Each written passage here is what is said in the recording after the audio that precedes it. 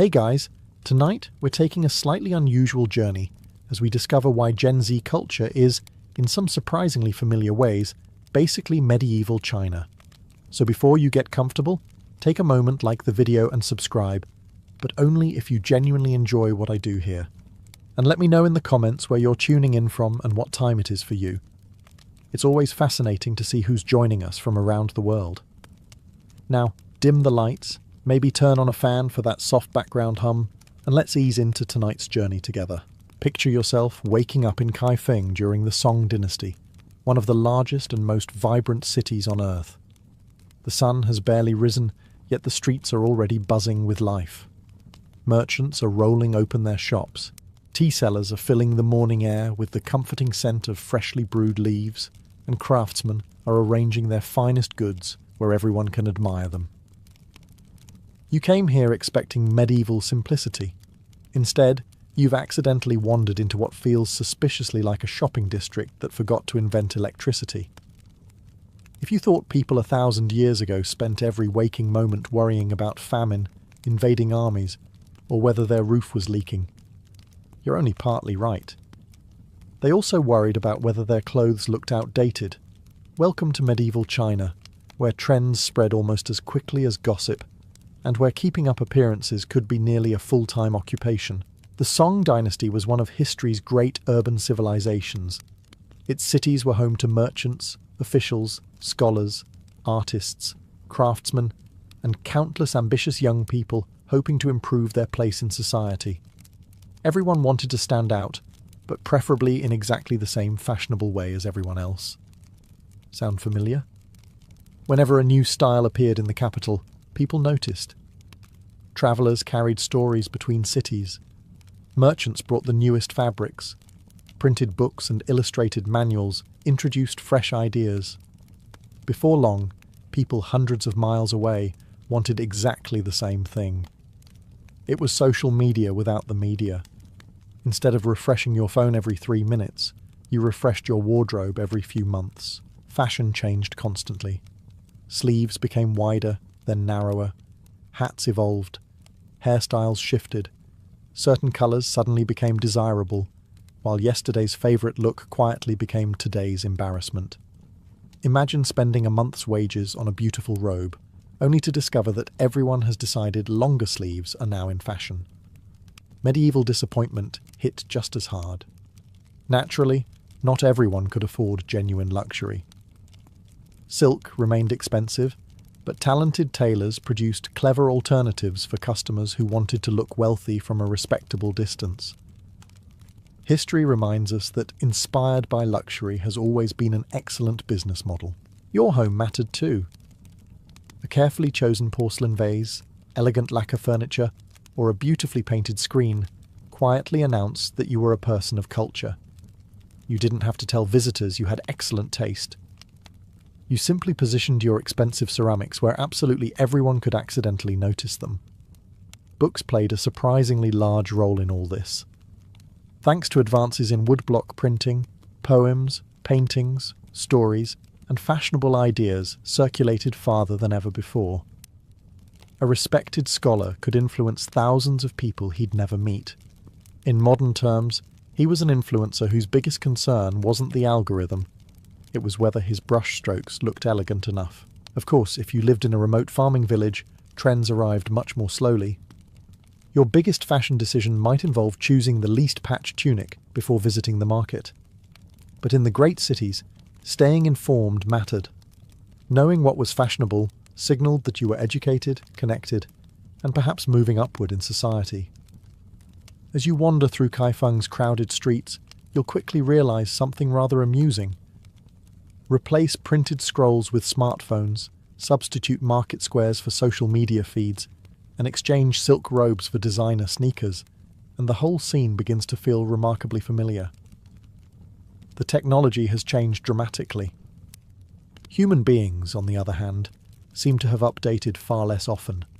So you've managed to buy a fashionable robe, your porcelain vase is strategically displayed where every visitor can admire it, and you've memorised a few poems in case someone unexpectedly starts quoting literature over tea. Congratulations, You've officially entered medieval China's version of trying to look interesting. But here's the problem. Trends don't create themselves. Someone has to convince everyone else that a particular hairstyle, painting, poem, or way of drinking tea is suddenly the greatest thing since cooked rice. Enter the influencers. Only they weren't filming 30-second videos. They were writing poetry. In medieval China, especially during the Song dynasty, celebrities certainly existed. Famous poets, painters, calligraphers, musicians, and scholars attracted enormous admiration. Their work was copied, discussed, collected, and sometimes obsessed over by complete strangers. If a celebrated poet praised a scenic mountain, people suddenly wanted to visit it. If an admired painter developed a new artistic style, younger artists eagerly imitated it. Apparently, following your favourite creator has always been part of the human experience. Scholars occupied a particularly curious position. Passing the imperial examinations transformed ordinary young men into respected members of society. Successful scholars didn't just gain government jobs, they became cultural trendsetters. Their handwriting was admired. Their opinions carried weight. Even their taste in tea, gardens, and music could influence wealthy families trying to appear sophisticated. Imagine becoming famous because your handwriting looked especially elegant. Actually, don't. Your wrist already hurts just thinking about it. Artists enjoyed similar prestige. Wealthy collectors competed to purchase celebrated paintings or examples of beautiful calligraphy. Owning an authentic work by a famous master wasn't simply decoration. It quietly informed your guests that you possessed wealth, education, excellent taste, and enough disposable income to spend it on ink rather than another pig. Then there were the famous courtesans. Unlike ordinary entertainers, elite courtesans were often highly educated. Many mastered poetry, music, singing, painting, and conversation. Wealthy merchants and scholars gathered in elegant entertainment districts, not only for company but also for intellectual discussion. A witty conversation with a celebrated courtesan could enhance your reputation almost as much as publishing a respected poem yourself. If that sounds surprisingly modern, that's because reputation has always depended partly on who people see you spending time with. Even emperors occasionally shaped trends without intending to. A ruler's preferences for certain paintings, ceramics, gardens, or fashions often inspired imitation throughout the empire. When the most powerful man in China decided something looked elegant, very few people rushed to disagree. It was an early lesson in influencer marketing, except the influencer also happened to command several 100,000 soldiers. As you walk through Kaifeng, you'll notice that everyone seems to be watching someone else. Scholars admire famous poets. Merchants copy successful officials. Young artists imitate celebrated masters. The platforms may have changed. The followers never really did. By now you've accepted that medieval China had influencers, trendsetters, and enough social pressure to make you second-guess your wardrobe before leaving the house. Unfortunately for your wallet, we're only getting started. If you imagined everyone wearing the same plain robe for decades, history has another surprise waiting. Fashion in medieval China was anything but frozen in time. Styles changed, tastes evolved, and people paid close attention to who was wearing what. Entire industries thrived because someone, somewhere, decided last year's sleeves suddenly looked embarrassingly old-fashioned.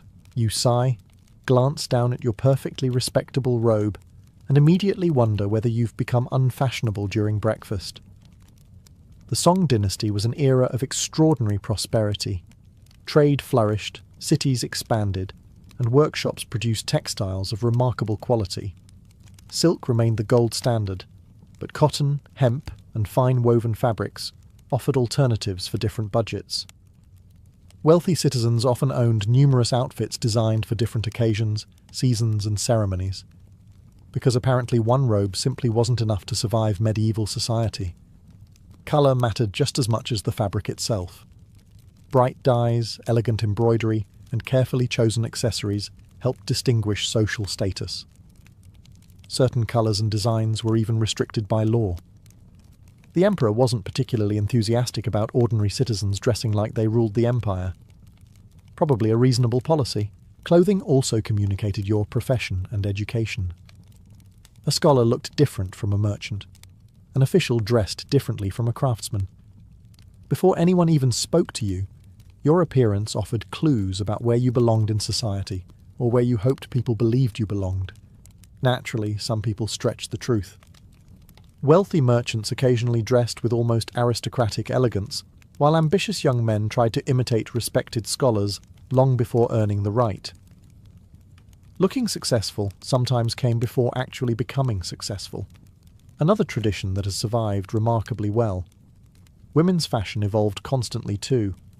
Hairstyles became increasingly elaborate, often decorated with jeweled hairpins, combs, fresh flowers, or delicate ornaments crafted from gold and jade.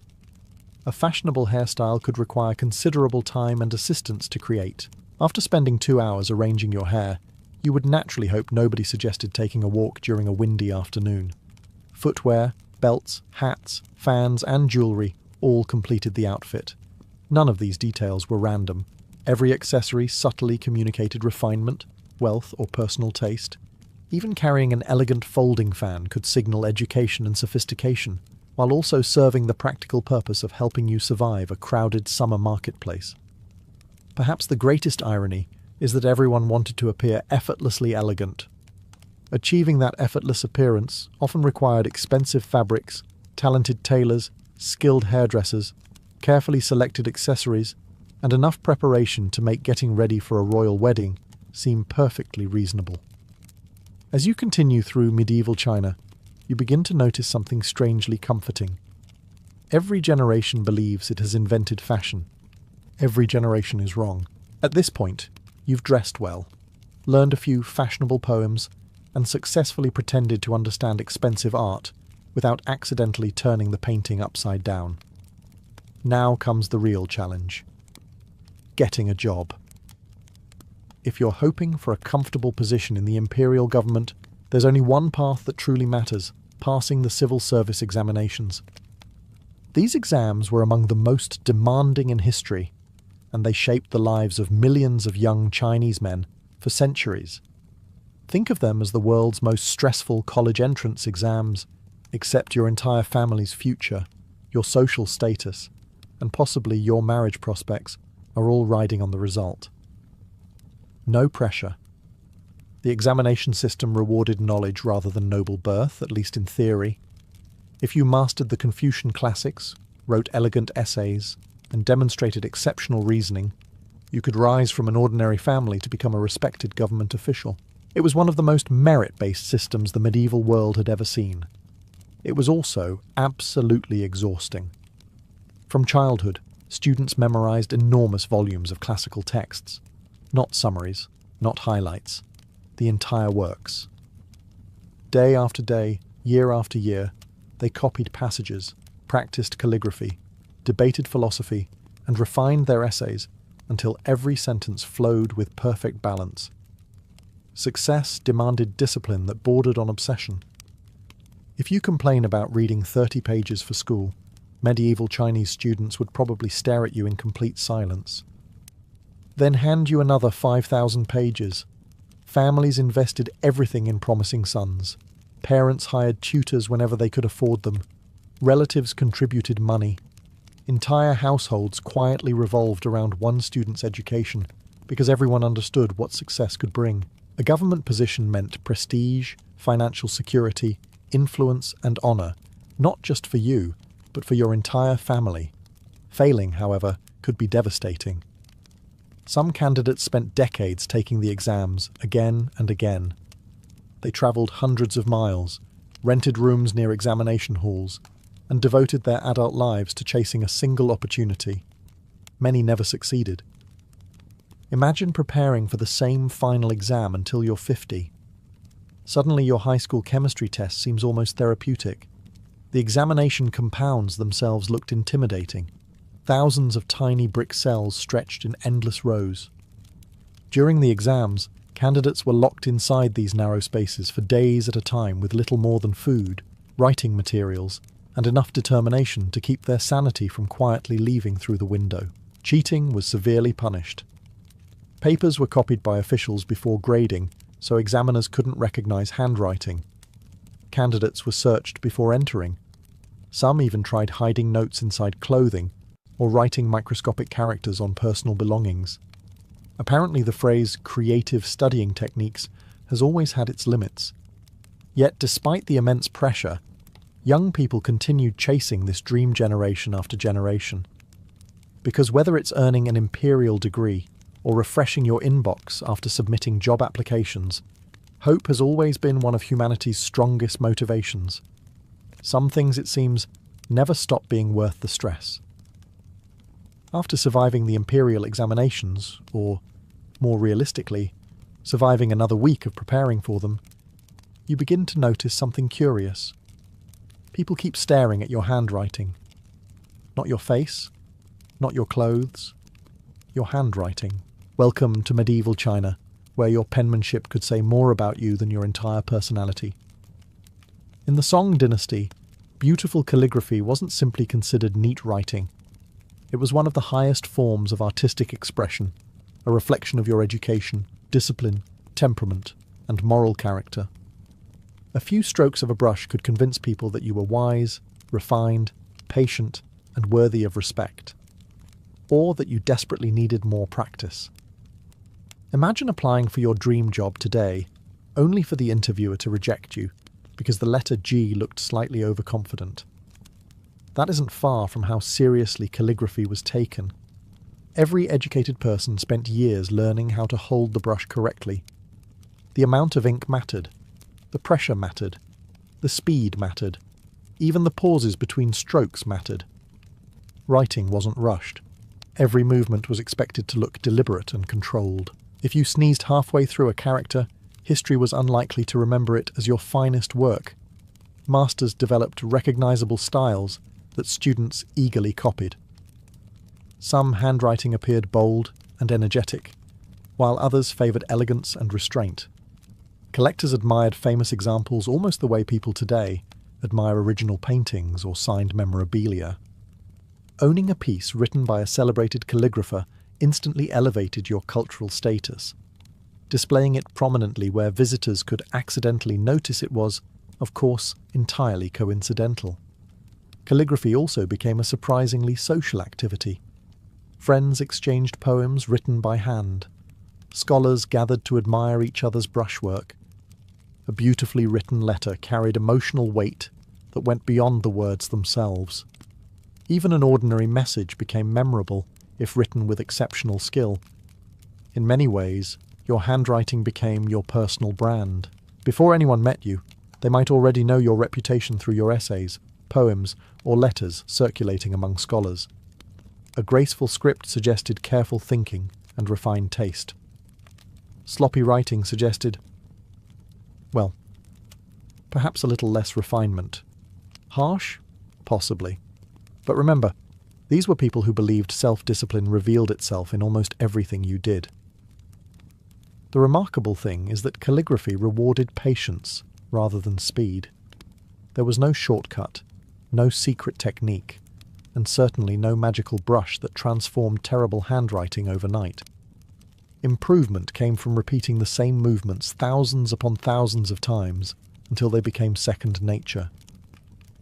As you watch scholars quietly practicing beside open windows, dipping their brushes into fresh ink before beginning another page, you're reminded that every generation finds a different way to present itself to the world.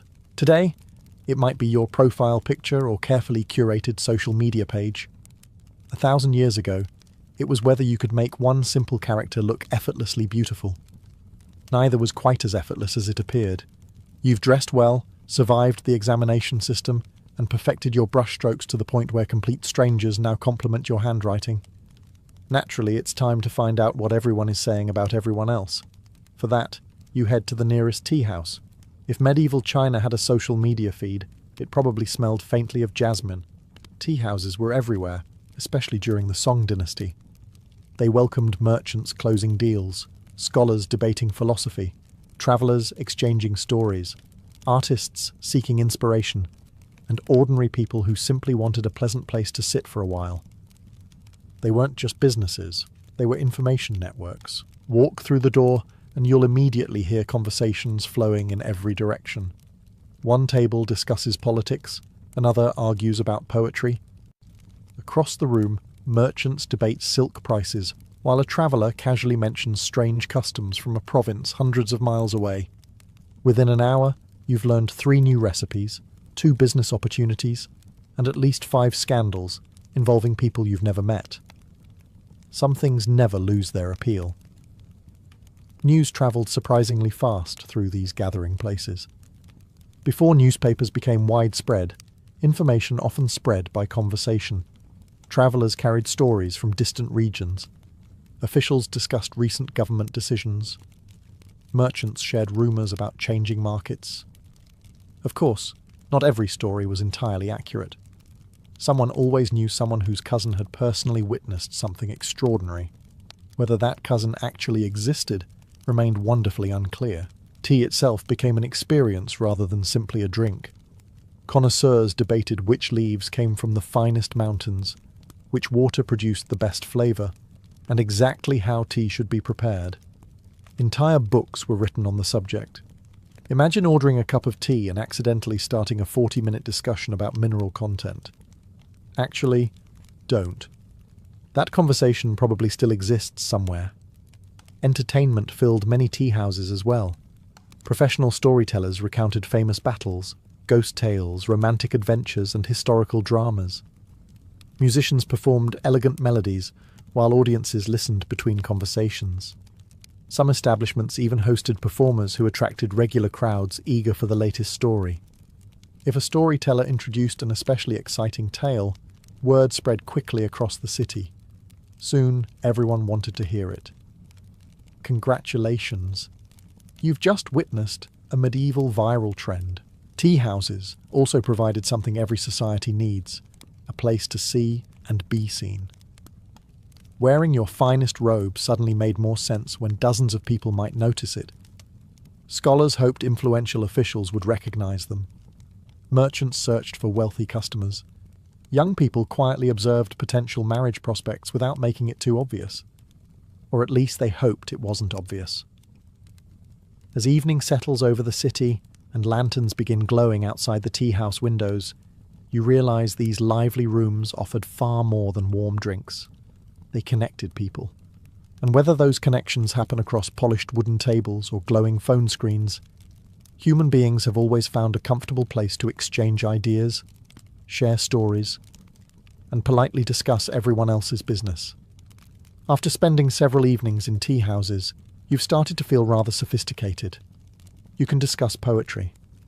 You nod thoughtfully whenever someone mentions philosophy. You even hold your teacup with what you believe is impressive elegance. Then someone invites you to dinner. You immediately realize you've been promoted from casual observer to active participant in medieval China's unofficial competition for who can host the most impressive meal. Because food wasn't just about staying alive, it was about making a statement. The Song dynasty witnessed an explosion of culinary creativity. Prosperous cities supported hundreds of restaurants serving regional specialties from across the empire. If you had enough money, you could enjoy dishes from distant provinces without ever leaving the capital. It was the medieval equivalent of deciding you suddenly wanted Italian food while sitting in Tokyo. Trade made this possible. Merchants transported spices, fruits, seafood, fine wines, and luxury ingredients over enormous distances. Wealthy families took pride in serving unusual delicacies that demonstrated both their wealth and their connections. If your guests asked, "Where did you find this?" you were already winning. Banquets became elaborate performances. One course followed another, each carefully arranged to surprise and delight. Fish might be carved into artistic shapes. Dumplings resembled flowers. Cakes were decorated with astonishing precision. Someone had clearly decided that eating should involve just enough hesitation to admire the presentation before destroying it completely. Hosts paid close attention to balance. Sweet, sour, salty, bitter, and aromatic flavors were carefully combined. Color mattered almost as much as taste. A beautiful table reflected refinement, patience, and education. simply piling food onto a plate like a small mountain was generally not considered elegant. Although, privately, everyone probably wanted the mountain. Restaurants competed fiercely for customers. Some became famous for a single signature dish. Others attracted visitors with beautiful gardens, musicians, or spectacular views overlooking rivers and canals. Travelers often wrote enthusiastic descriptions of memorable meals, helping popular establishments build reputations far beyond their own cities. Apparently, 5-star reviews existed long before stars became part of the rating system. Even ordinary people enjoyed following food trends whenever they could afford them. Seasonal treats became highly anticipated. New cooking techniques spread between regions. Families experimented with recipes they had heard about from travelers or read in printed collections. Food was entertainment. Food was conversation. Food was culture. Of course, not everyone shared in this abundance. Farmers and poorer labourers continued eating simple meals centred on rice, millet, vegetables, and whatever protein they could obtain. The luxurious banquets of wealthy officials belonged to a different world entirely. Still, whether your dinner consisted of an extravagant feast or a humble bowl of noodles, one thing remained remarkably familiar. People loved discovering exciting new foods, and they loved telling everyone else where they had eaten even more. Some traditions, it seems, are simply too delicious to disappear. After attending fashionable dinners, sipping expensive tea, and pretending you completely understood abstract poetry, you've discovered one final requirement for becoming truly sophisticated. You need stuff. Not useful stuff. Interesting stuff. Welcome to the wonderfully expensive hobby of collecting. In medieval China, especially during the Song dynasty, collecting beautiful objects became something of an obsession among scholars, wealthy merchants, and government officials. Owning rare items wasn't simply about showing off your wealth. At least, that was the official explanation. Unofficially, showing off was certainly helping. The most sought-after treasures included porcelain, paintings, calligraphy, jade carvings, bronze antiques, rare books, unusual stones, and finely crafted inkstones. A single object could become famous if people believed it had once belonged to a celebrated poet or respected emperor, because apparently history's oldest marketing strategy is simply saying, "A famous person touched this." Scholars spent years searching for the perfect painting, or the most elegant ceramic bowl. They discussed tiny details that most people would never notice. The colour of the glaze, the balance of a brushstroke, the texture of polished jade. You stare politely at a small porcelain cup while everyone around you nods with admiration. It looks very cup-shaped. Fortunately, nobody asks for your opinion. Some collectors became experts capable of identifying genuine masterpieces from clever imitations. Others were considerably less successful. Forgers quickly realized that wealthy people were willing to pay extraordinary sums for rare antiques. Before long, workshops were producing convincing copies of ancient bronzes and ceramics. Buyers proudly displayed their 200-year-old treasure, occasionally unaware that it had been completed sometime around last Tuesday. Counterfeit collectibles have been disappointing optimistic buyers for centuries. Collecting wasn't always a solitary hobby either. Friends gathered to admire each other's newest acquisitions, compare paintings, exchange books, and debate which artist deserved greater recognition. These meetings became social events where conversation flowed almost as freely as the tea.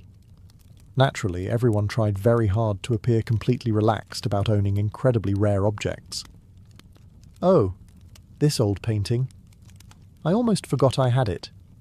You absolutely did not forget you had it. Books became prized possessions as well. Thanks to advances in printing, more people could build personal libraries than ever before. Owning shelves filled with history, philosophy, poetry, and science quietly demonstrated both education and curiosity. Visitors immediately noticed. Conveniently, the shelves were usually positioned where visitors could hardly miss them. At this point, you've managed to look fashionable, speak intelligently about poetry, survive several tea house debates, and perhaps even exchange a few meaningful glances with someone across a lantern-lit garden. You feel like you're fitting in. Then your host casually invites you to visit his home. Within about 30 seconds, you realise you've been outclassed. Because in medieval China, success wasn't always announced with words. It was displayed.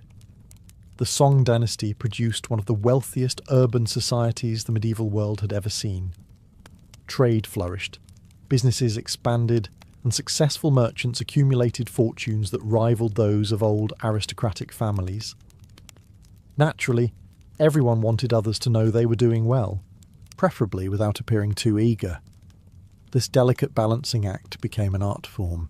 A respected scholar's home might contain elegant wooden furniture, carefully arranged paintings, polished bronze vessels, shelves filled with books, and a small indoor garden designed to create an atmosphere of effortless refinement. The key word being effortless, because nothing says effortless quite like spending several months planning exactly where to place a flower pot. Gardens themselves became powerful status symbols. Wealthy families invested enormous sums creating peaceful landscapes with winding paths, decorative rocks, bamboo groves, lotus ponds, and carefully shaped trees. The goal wasn't simply beauty. It was creating a place that suggested its owner possessed enough wealth to spend valuable land on something other than growing food. An impressive luxury in any century. Even pets reflected status. Exotic birds with beautiful songs, rare fish swimming through ornamental ponds, and unusual animals occasionally appeared in elite households. Owning something uncommon quietly reminded visitors that your connections and your budget extended well beyond the ordinary. Although convincing a particularly stubborn bird to sing on command was apparently much harder than purchasing it. Clothing continued to play its role as well. Fine silk robes, embroidered belts, jade ornaments, and carefully crafted shoes all communicated social standing before you even introduced yourself. The trick was appearing elegant without crossing the invisible line into looking arrogant. A line that everyone claimed to understand. A line that very few consistently found. Perhaps the most valuable status symbol, however, wasn't something you could buy. It was time. Having enough leisure to paint, compose poetry, study philosophy, tend a garden, host elegant gatherings, or practice calligraphy suggested you weren't trapped by the daily struggle to earn your next meal. Free time itself became a quiet display of success. Ironically, many wealthy people worked tirelessly to create the appearance that they never had to work at all. As you leave another beautifully decorated home, you begin noticing the pattern. People weren't collecting beautiful things simply because they enjoyed them. They were carefully telling a story about themselves. Today that story might be told through luxury cars, designer watches, perfectly curated homes, or carefully edited social media photos. 1,000 years ago, it was told through silk robes, porcelain, gardens, and libraries, different props, exactly the same audience. And just like today, everyone insisted they weren't trying to impress anyone, while hoping everyone noticed anyway. You've explored elegant gardens, admired priceless paintings, and politely pretended to understand why one particular porcelain bowl is apparently more exciting than all the other porcelain bowls. Now you're ready for a night out, and medieval China has no shortage of options. One of the biggest surprises waiting for you is just how entertained people expected to be. The great cities of the Song dynasty weren't quiet places where everyone stayed home, reading Confucius by candlelight.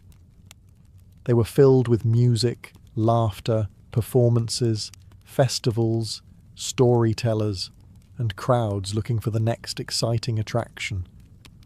If anything, people were remarkably good at finding reasons not to stay home. As evening falls, lanterns illuminate busy streets, while entertainment districts come alive. Tea houses fill with audiences listening to professional storytellers recount famous battles, ghost stories, romantic adventures, and legendary heroes. The best performers don't simply read from a script They perform. Their voices rise and fall dramatically. They imitate different characters. They pause at exactly the right moment, leaving the audience desperate to hear what happens next. Congratulations. You've just discovered the medieval version of ending every episode on a cliffhanger. Musicians are equally popular. Skilled performers play instruments such as the guqin, pipa, flutes and drums, filling restaurants and gardens with elegant melodies. Wealthy families often invite musicians to private banquets, while public performances attract crowds throughout the city. Some songs become incredibly fashionable. You can't stop hearing them. Eventually you begin wondering whether ancient people also complained. They keep playing the same tune everywhere. The answer is almost certainly yes. Theatre flourishes as well.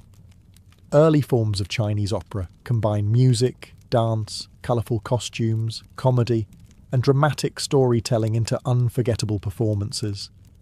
Audiences cheer for heroes, laugh at clever servants, and eagerly discuss memorable scenes long after the actors leave the stage. If one production becomes especially successful, everyone wants tickets. Apparently sold-out shows existed long before online booking systems found creative ways to crash. Acrobats and street performers gather wherever crowds assemble. Jugglers toss impossible numbers of objects into the air.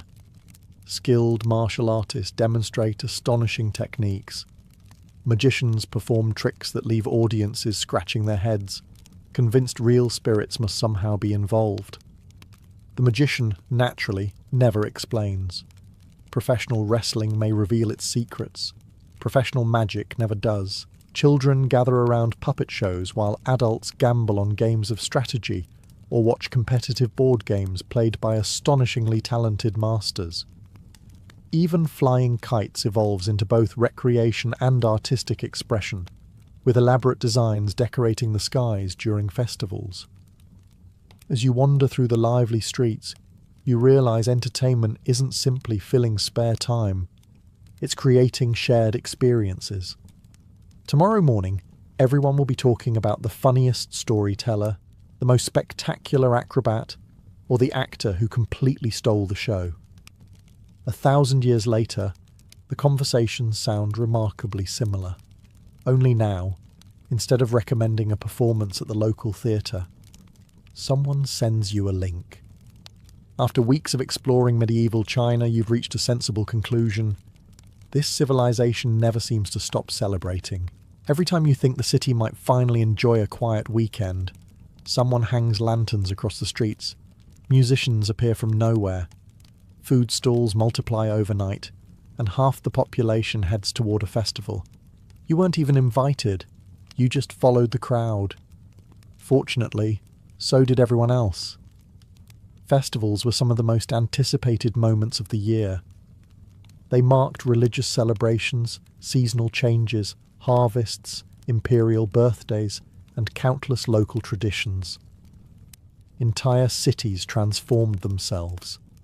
Streets became rivers of people, markets expanded, performers filled every open square, and merchants prepared months in advance for the enormous crowds. Missing one wasn't simply disappointing. It meant spending the next several weeks listening to everyone else describe how amazing it was. The Lantern Festival stood among the grandest celebrations. As darkness fell, thousands upon thousands of lanterns illuminated streets, bridges, gardens and temples with glowing reds, golds, and soft whites. Some lanterns were simple. Others resembled dragons, birds, flowers, or entire miniature buildings crafted by remarkably patient artisans. You stop to admire one particularly beautiful lantern, then another, then another. 3 hours later, you've somehow walked only 2 streets. Festival food became an attraction in its own right. Vendors sold sweet pastries, roasted chestnuts, dumplings, noodles, candied fruit, steamed buns, and regional specialties that people eagerly searched for each year. Certain treats only appeared during particular festivals, making them even more desirable. Apparently, limited-time menus have been emotionally manipulating customers for centuries. Games and competitions filled every available space. Families solved lantern riddles for prizes. Children chased colourful toys through crowded streets. Musicians competed for audiences, while storytellers tried to gather the largest crowds with tales of heroes, ghosts, or impossible romances. Of course, everyone wanted to attend the most popular performances. Nobody wanted to discover afterward that another storyteller had been even better. Sound familiar? Festivals also offered something increasingly rare in everyday life. Everyone was together. Scholars stood beside merchants. Craftsmen wandered alongside wealthy officials. Travellers mixed with local families. For a brief moment, people from very different backgrounds shared the same music, the same food, and the same excitement. It created memories people talked about for months, perhaps even longer, if something especially unusual happened. As you make your way home beneath glowing lanterns, carrying a snack you definitely didn't plan to buy, you notice the streets are still full despite the late hour. Nobody seems eager for the celebration to end, because human beings have always feared missing the moment everyone else will remember. Today, that feeling might arrive through photos, videos, and endless social media posts. 1,000 years ago, it arrived when your neighbour cheerfully began a sentence with, "You should have been there," and somehow made those 4 words feel like the greatest tragedy of the entire dynasty. After attending enough banquets, festivals, and tea houses, you've started recognising familiar faces around the city: the famous poet, the respected scholar, the wealthy merchant with the impressive garden, the man who insists every conversation somehow returns to his porcelain collection. Then one morning, everyone is talking about someone else. Not because they accomplished something remarkable, because they embarrassed themselves. You quickly learn that reputation in medieval China wasn't something you owned forever.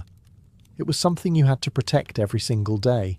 Confucian society placed enormous importance on honour, dignity, proper behaviour, and what historians often describe as saving face. While the exact idea was more complex than the modern expression, your public image mattered tremendously. How people viewed your character could influence friendships, business opportunities, marriage prospects, and even your career. One foolish mistake had a habit of becoming everyone's favourite conversation. Tea houses helped with that. News travelled astonishingly fast through crowded cities. An official who accepted an obvious bribe, a scholar caught behaving dishonourably, or a merchant accused of cheating customers could find their reputation damaged almost overnight. There were no trending hashtags. There were, however, thousands of people who enjoyed repeating an interesting story, which often proved just as effective. Scholars especially lived under constant scrutiny. They were expected to embody Confucian virtues: honesty, humility, respect, self-control, and integrity. Passing the imperial examinations earned admiration, but it also meant people expected exemplary behaviour. Imagine finally achieving your dream job, only to discover everyone now expects you to be morally flawless. That sounds exhausting. Public criticism wasn't always official. Friends, neighbours, colleagues, and local communities quietly judged behaviour every day. Gossip acted as an invisible form of social pressure. Nobody wanted to become known as dishonest, arrogant, irresponsible, or lacking proper manners. And once a reputation formed, changing it could take years. Literature often reinforced these values. Plays, poems, and popular stories praised loyal friends, faithful spouses, honest officials, and selfless heroes, while greedy or corrupt characters usually received endings that served as gentle reminders not to imitate them. History had surprisingly little patience for villains who refused to learn their lesson. Of course, rumours weren't always fair. Sometimes stories grew larger every time they were retold, A small misunderstanding became a dramatic scandal after passing through enough conversations. By the time the tale reached the other side of the city, even the original participants might struggle to recognize it. Apparently, exaggeration has enjoyed remarkable historical consistency. As you continue walking through the busy streets, you begin noticing that people are constantly managing how others perceive them. They choose their words carefully, behave respectfully in public, dress appropriately, and avoid unnecessary conflict whenever possible. Not because they were pretending to be someone else, because reputation was one of the few possessions that couldn't simply be purchased once it was lost. Whether it's medieval gossip spreading through tea houses, or modern opinions spreading across the internet, one lesson remains surprisingly unchanged. People may forget what you wore. They rarely forget what they heard about you. By now you've probably reached an unavoidable conclusion. Medieval China feels surprisingly modern. People followed trends. They obsessed over reputation. They chased careers, collected expensive hobbies, worried about relationships, and attended every festival they could find. Surely, you think, there must be one major difference. Then you overhear an elderly scholar complaining about young people, and suddenly, everything makes perfect sense.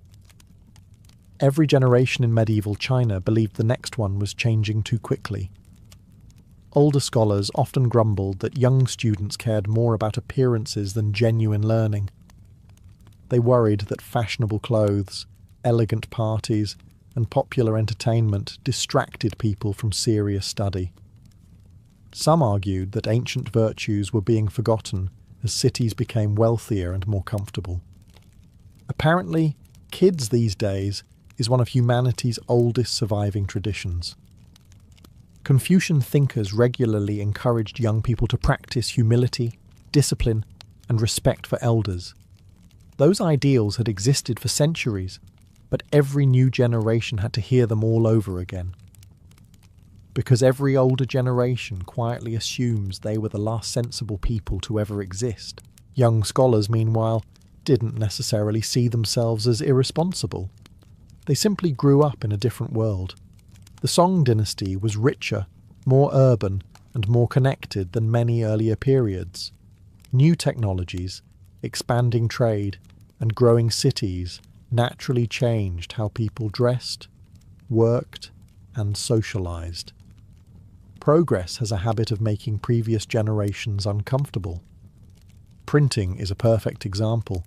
Older intellectuals sometimes worried that books becoming easier to obtain would somehow reduce the value of learning. If knowledge became too accessible, would students appreciate it as deeply? You can almost hear the conversation. When I was your age, we copied every page by hand. And we respected the brush. Modern students suddenly feel very fortunate. Fashion created similar debates. Every few years, someone insisted that clothing styles had become too extravagant. Hairstyles were criticized for being excessive. Luxury goods were blamed for encouraging vanity. History's wardrobe complaints have shown remarkable consistency. Entertainment also came under attack. Popular storytelling, music, theatre, and public performances attracted enormous audiences.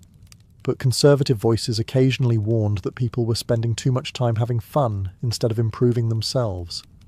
Imagine being told you're enjoying yourself incorrectly. Some criticisms were undoubtedly reasonable.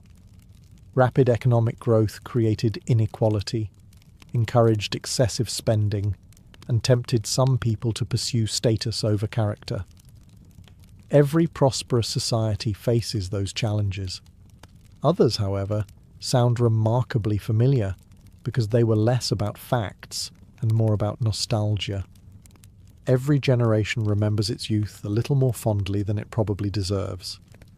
As you prepare to leave medieval China, one final realization quietly settles in. Throughout history, young people have embraced new ideas, while older generations have worried about where those ideas might lead. Neither side has ever completely stopped doing either. Which means that if someone transported a Song dynasty scholar into the 21st century, he would probably spend about 15 minutes trying to understand your smartphone. And the next 3 hours explaining why your generation reads far too little and spends entirely too much time looking at it. As your journey through medieval China comes to an end, you take one last walk through the streets of Kaifeng. The tea houses are full, merchants are calling out to customers, students hurry past with books tucked under their arms. A famous storyteller is already drawing a crowd. Somewhere nearby, a wealthy collector is proudly showing off a porcelain vase he absolutely insists he bought because he appreciates the craftsmanship. Not because he wanted everyone else to admire it. Certainly not. When you first arrived, comparing Gen Z to medieval China probably sounded ridiculous. After all, one world runs on artificial intelligence, smartphones, and high-speed internet. The other relied on horses, handwritten letters, and candlelight. But once you look beyond the technology, the similarities become surprisingly difficult to ignore. People wanted to belong. They followed trends because trends helped them feel connected. They admired influential figures because everyone looks for people worth imitating. They carefully presented themselves to the world, hoping others would see them in the best possible light. They worried about what people thought. They celebrated new fashions. They stressed over exams. They obsessed over hobbies. They searched for love. They argued about politics. They collected things they probably didn't need. And yes, they occasionally spent far too much money trying to impress people they didn't even like. Human beings have always been remarkably committed to making life more complicated than necessary. It's tempting to believe every generation is completely unique. We often hear that today's young people are unlike anyone who came before them, that social media changed everything, that modern life created entirely new behaviours. History gently disagrees. The platforms changed, the speed changed, the technology changed. The people, not nearly as much. The desire to fit in, to stand out, to build a reputation, to chase success, and to find a community stretches back thousands of years. Medieval Chinese scholars sought approval from respected teachers, just as today's creators hope for positive comments. Festival crowds gathered for shared experiences, just as millions now gather around global events online. Famous poets influenced fashion just as celebrities influence it today. The stage became larger. The audience became global. The performance itself remained surprisingly familiar. Perhaps that's the most comforting lesson history has to offer. Every generation believes it's living through completely unprecedented times. Every generation invents new tools, new styles, and new ways of communicating.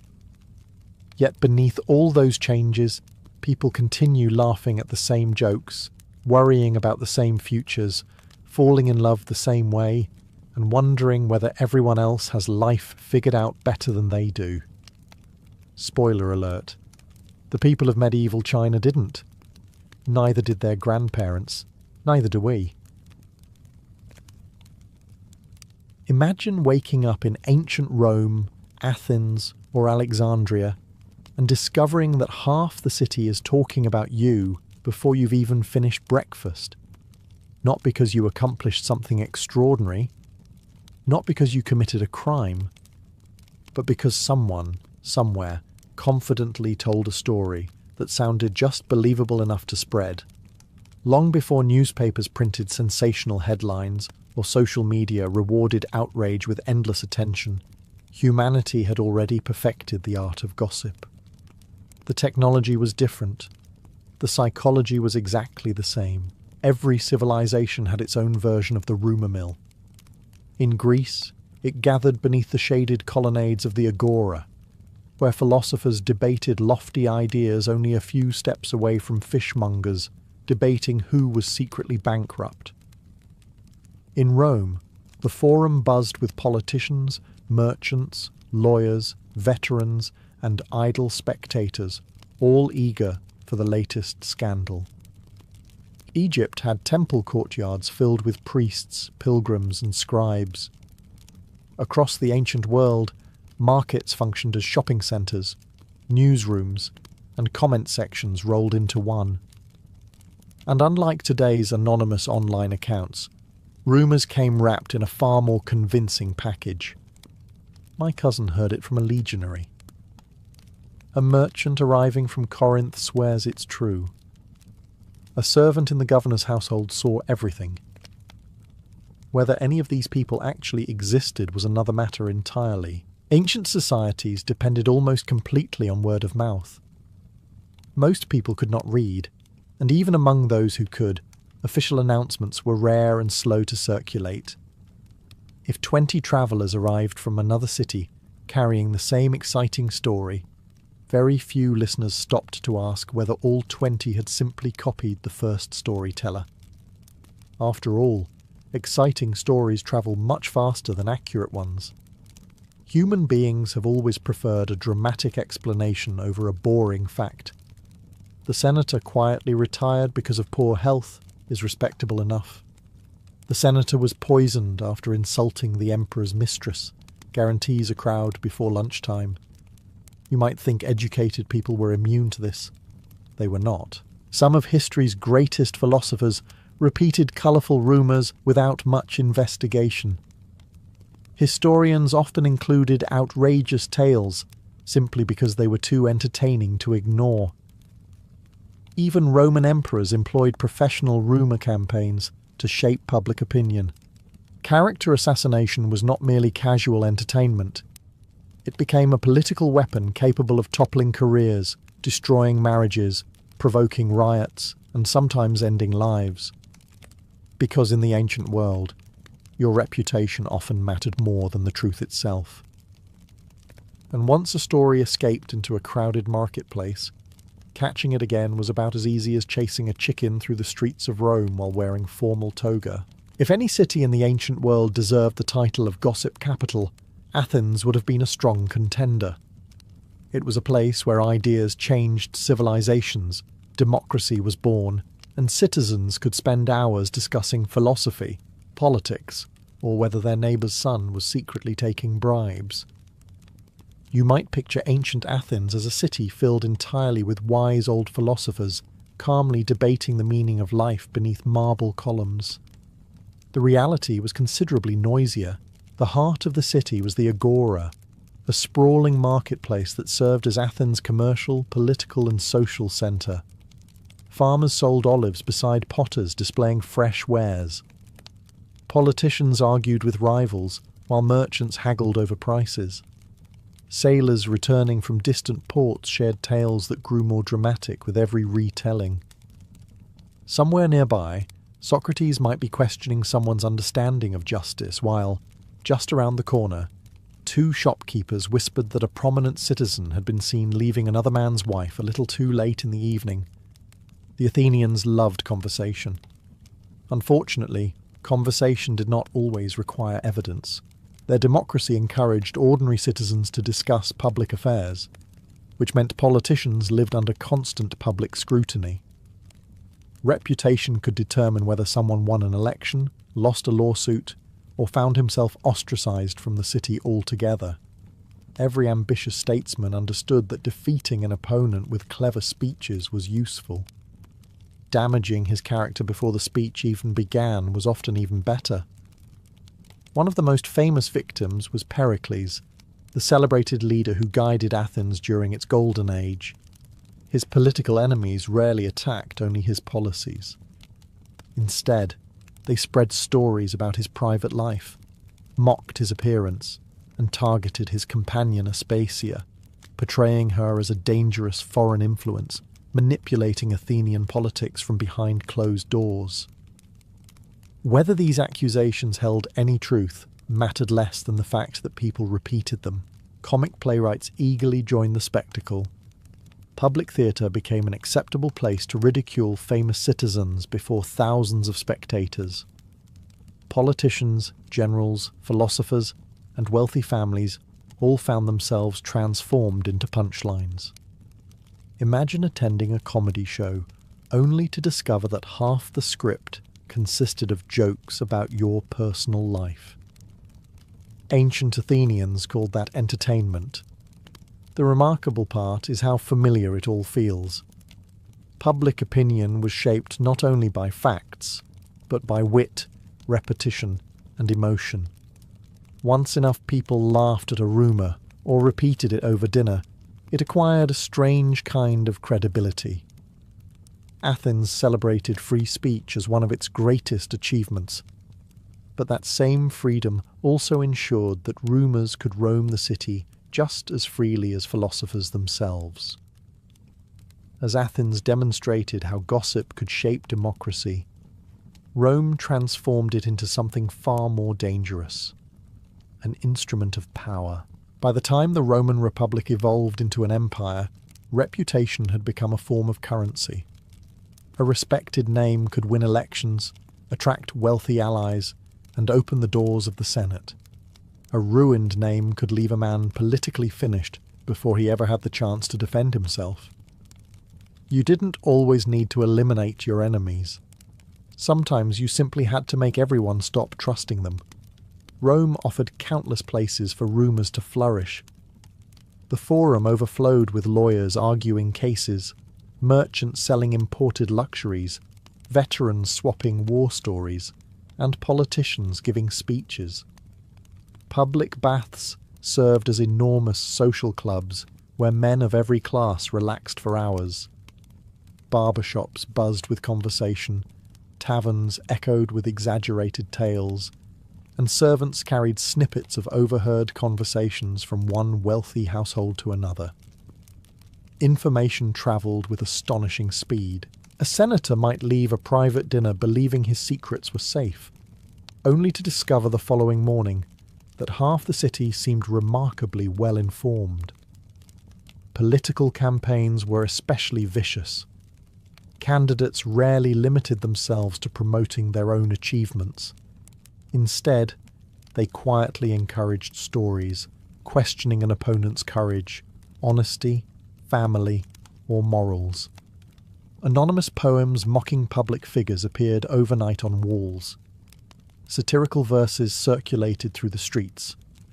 Nobody signed their name, but everyone knew exactly who was being targeted. The Romans even had a word for damaging someone's reputation through public insult and slander: fama. Originally, it simply meant report or reputation, but it could just as easily describe the invisible force carrying whispers across the city.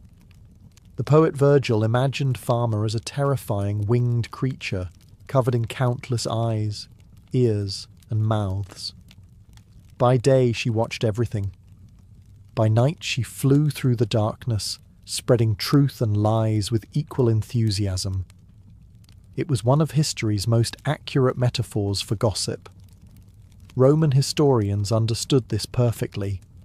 Tacitus frequently noted that rumours surrounded emperors, generals, and noble families. Sometimes he admitted that the stories were impossible to verify, yet he recorded them anyway, because they revealed what people believed, or wanted to believe. That distinction mattered enormously. A false accusation repeated often enough could influence court decisions, military appointments, or even succession to the throne.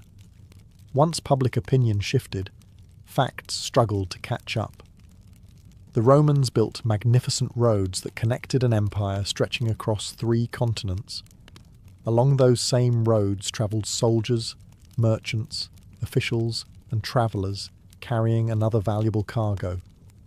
Not grain, not gold. Stories. And some of those stories proved far more destructive than any Roman legion. If ordinary Romans had to worry about neighbourhood gossip, emperors faced something far more relentless. Every meal, every marriage, every illness, every public appearance became raw material for rumours that spread across an empire of millions. The higher you climbed, the less privacy you possessed.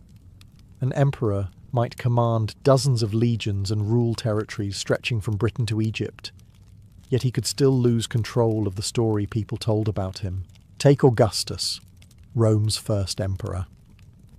He understood better than anyone that power depended not only on armies, but on image. After decades of bloody civil war, he carefully presented himself as a modest servant of the Republic rather than an absolute monarch.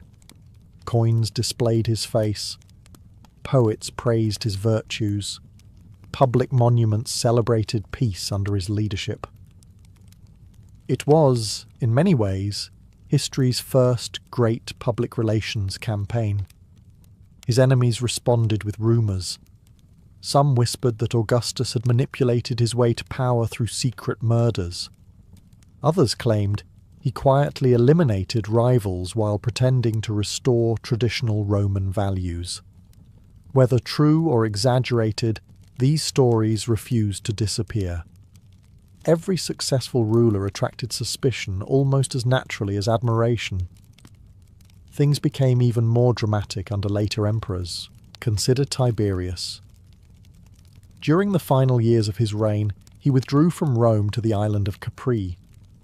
His absence created a vacuum, and rumours rushed in to fill it.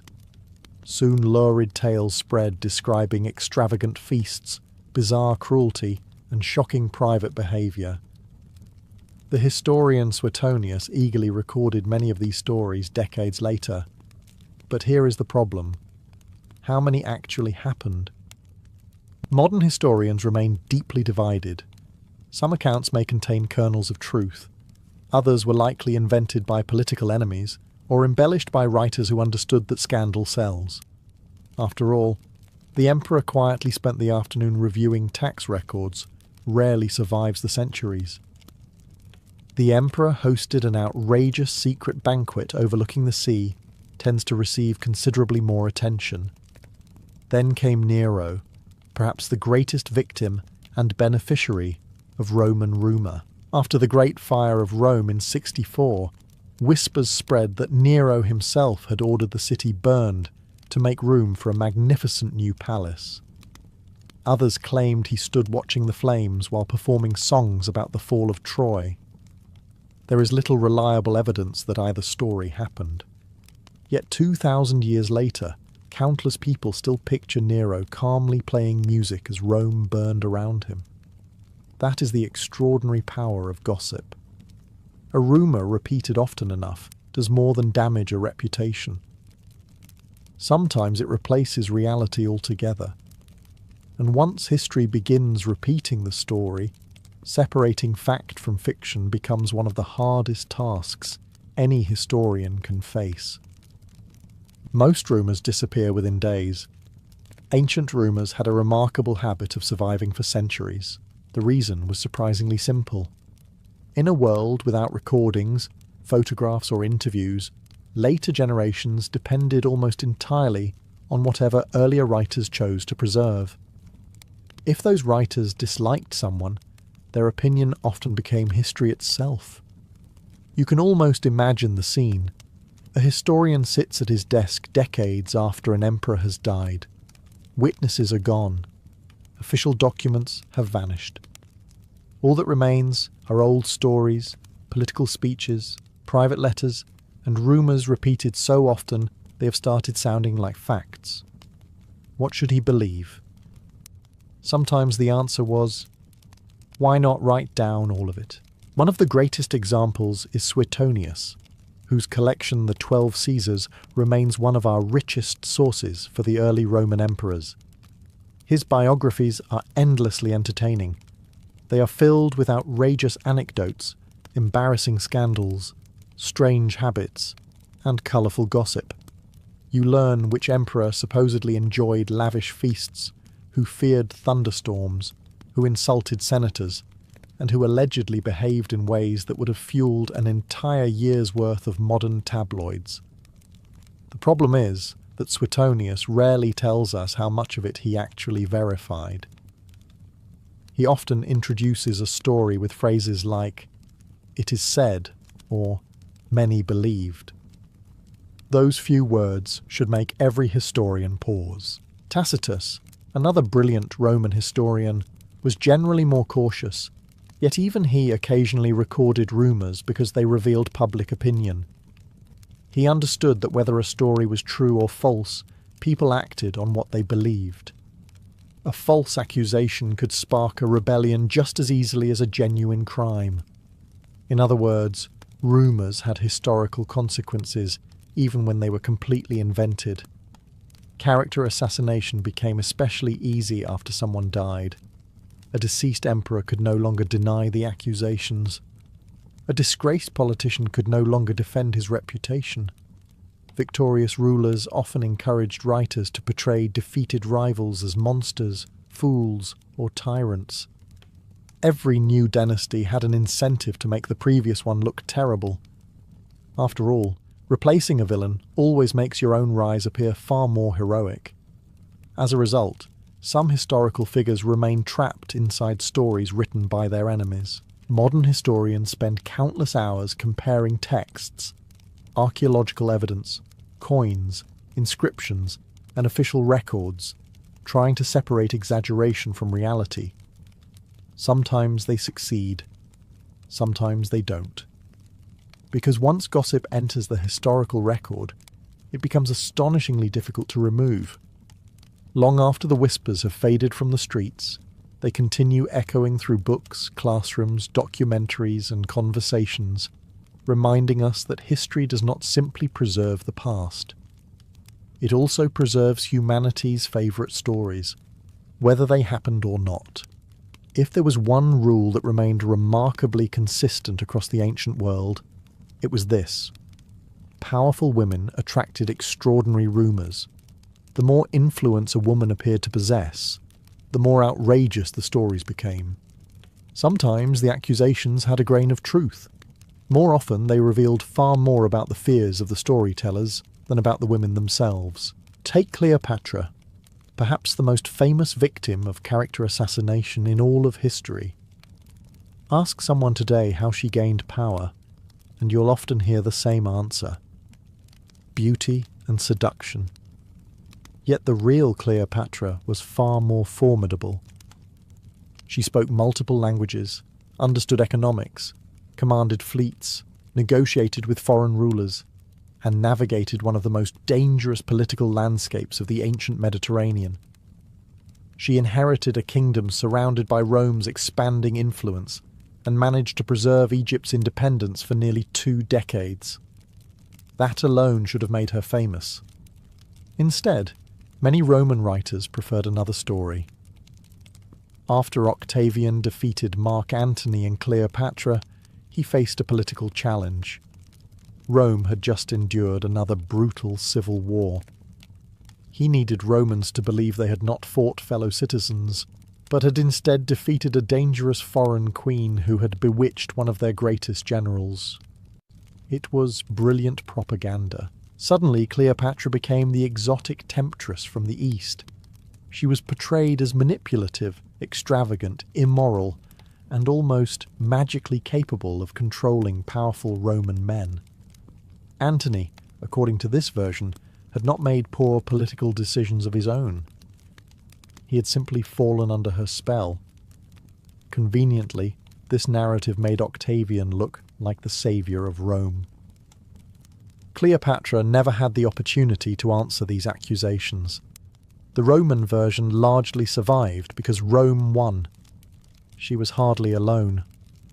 Fulvia, the wife of Mark Antony, earned a reputation for being overly ambitious simply because she participated in politics during a time when many believed women should remain in the background. Livia, wife of Augustus, became the subject of persistent whispers, claiming she poisoned rivals to secure the throne for her son Tiberius. Ancient historians repeated these suspicions, yet modern scholars have found remarkably little evidence to support many of them. Still, the rumours endured.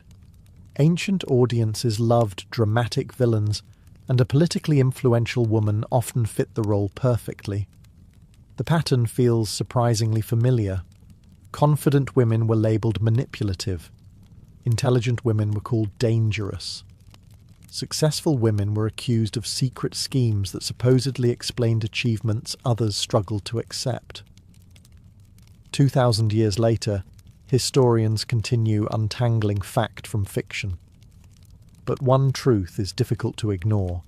Sometimes the greatest weapon used against a powerful woman was not an army, a dagger, or a courtroom. It was simply a story that refused to die. Most gossip destroys a friendship. Ancient gossip occasionally destroyed entire kingdoms. When diplomacy depended on trust, and trust depended on reputation, a carefully planted rumour could become as dangerous as an invading army. Kings, generals, and ambassadors all understood that information was a weapon. Sometimes it was far cheaper to poison an enemy's reputation than to fight his soldiers. One of the oldest examples comes from the Persian Wars.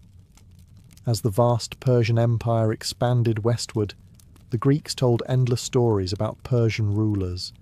Kings like Xerxes were described as impossibly arrogant, endlessly luxurious, and surrounded by unimaginable wealth. Some accounts were certainly based on reality. Others grew more extravagant every time they crossed the Aegean Sea. The Persians were not simply enemies. They became symbols of everything Greeks claimed they were not. Meanwhile, Persian courts likely heard equally colourful stories about the quarrelsome Greek city-states. Tiny kingdoms constantly arguing among themselves hardly appeared capable of serious resistance. Underestimating an opponent often begins with believing flattering stories about yourself. Rumours also played a crucial role during the rise of Alexander the Great. As his armies marched deeper into Asia, stories travelled ahead of them. Some claimed Alexander was unstoppable because he descended from the hero Heracles. Others insisted he was the son of Zeus himself. In Egypt, priests welcomed him as the son of the god Amun, strengthening this extraordinary image. Did everyone literally believe he was divine? Probably not. But the rumour itself served an important purpose. If soldiers believed their commander possessed divine favour, confidence soared. If enemies believed they faced a man protected by the gods, hesitation could spread before the battle even began. Perception became part of warfare. The Romans perfected this strategy. Before invading new territories, they often portrayed rival leaders as savage, treacherous, or irrational. Julius Caesar's own writings about Gaul carefully emphasised the dangers posed by Celtic tribes. While many descriptions reflected genuine military threats, they also helped justify years of expensive campaigning back in Rome. A terrifying enemy made an ambitious conquest seem necessary rather than opportunistic. Political rumours worked inside empires as well. False reports of an emperor's death could trigger rebellions hundreds of miles away.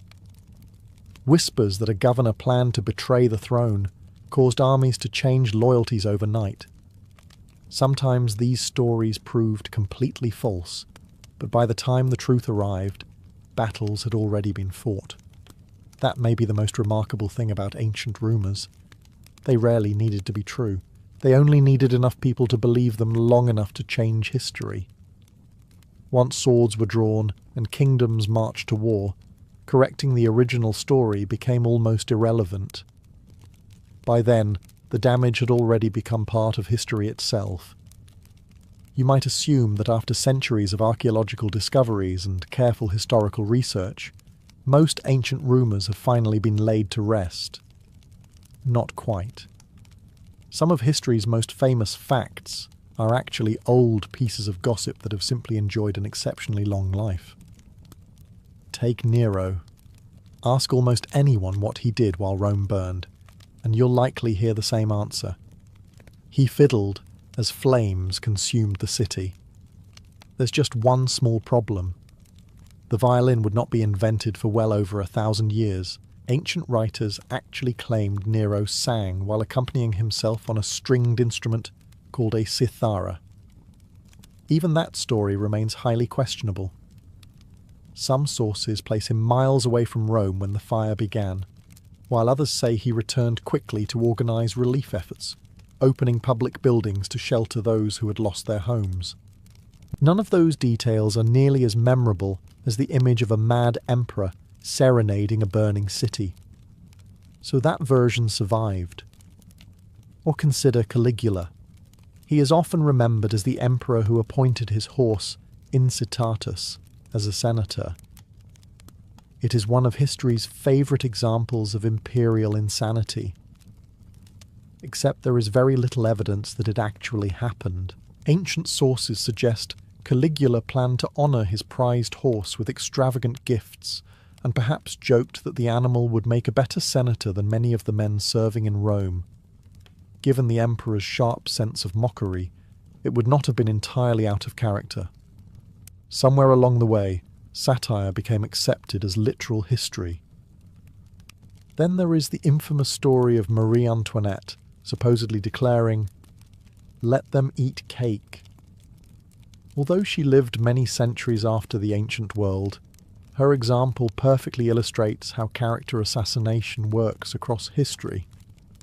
There is no reliable evidence she ever uttered those words, yet they became attached to her because they perfectly matched the public image her enemies wanted to create, an arrogant ruler completely detached from ordinary people. The lesson is timeless. People rarely remember the most accurate version of events. They remember the most satisfying one. Historians constantly wrestle with this problem.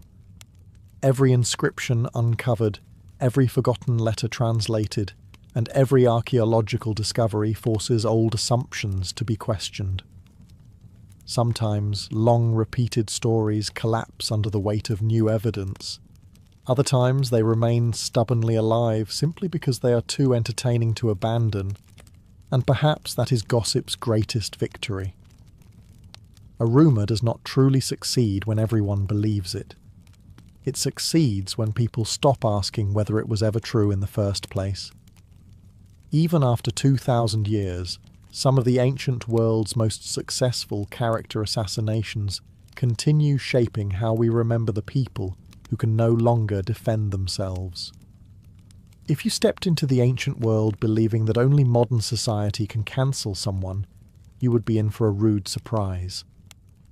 Ancient civilizations had their own methods of erasing reputations. They simply lacked hashtags.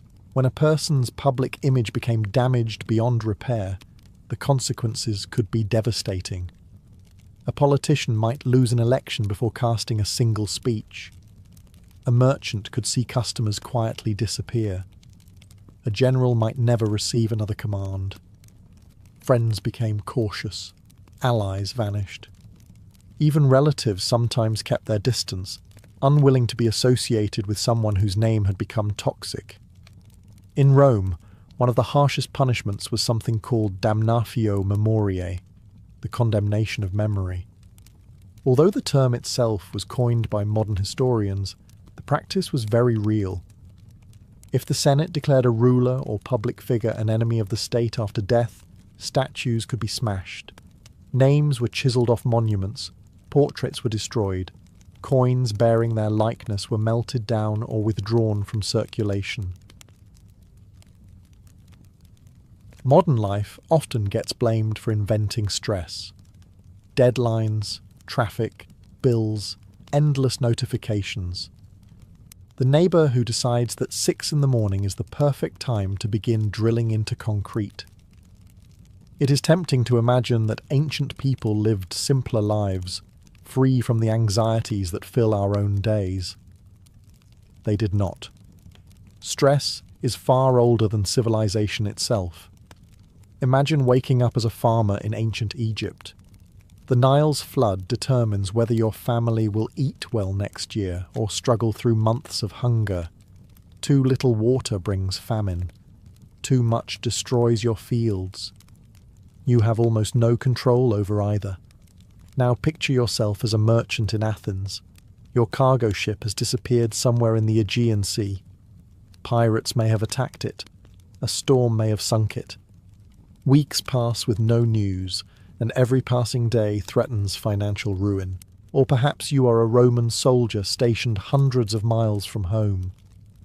You have no idea when you will see your family again. Every patrol beyond the frontier carries the possibility that you simply won't return. Stress was everywhere. Parents worried about sick children. Craftsmen feared losing customers. Politicians dreaded public humiliation. Kings wondered whether trusted advisors were secretly plotting against them. Even emperors, who possessed unimaginable wealth and power, often slept poorly, knowing that history offered remarkably short careers for unpopular rulers.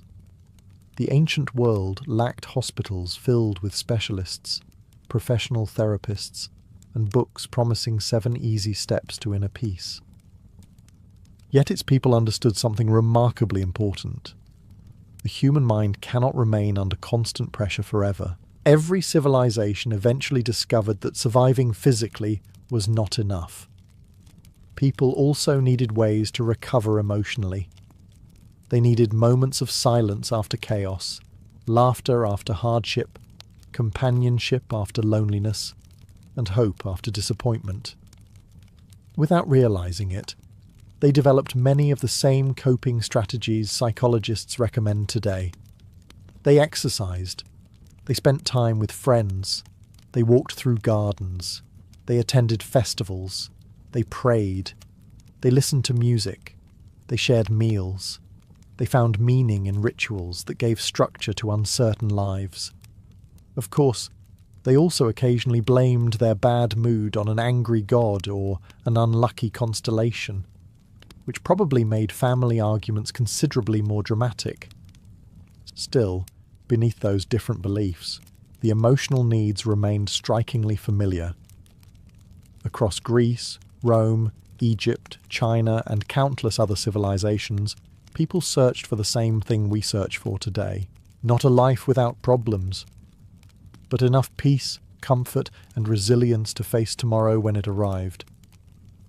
Once ancient people accepted that life would always bring hardship, they searched for places where those burdens could be set down, even if only for a little while. That is where temples entered the story. To modernize, an ancient temple may seem like little more than a religious building filled with statues, incense, and priests.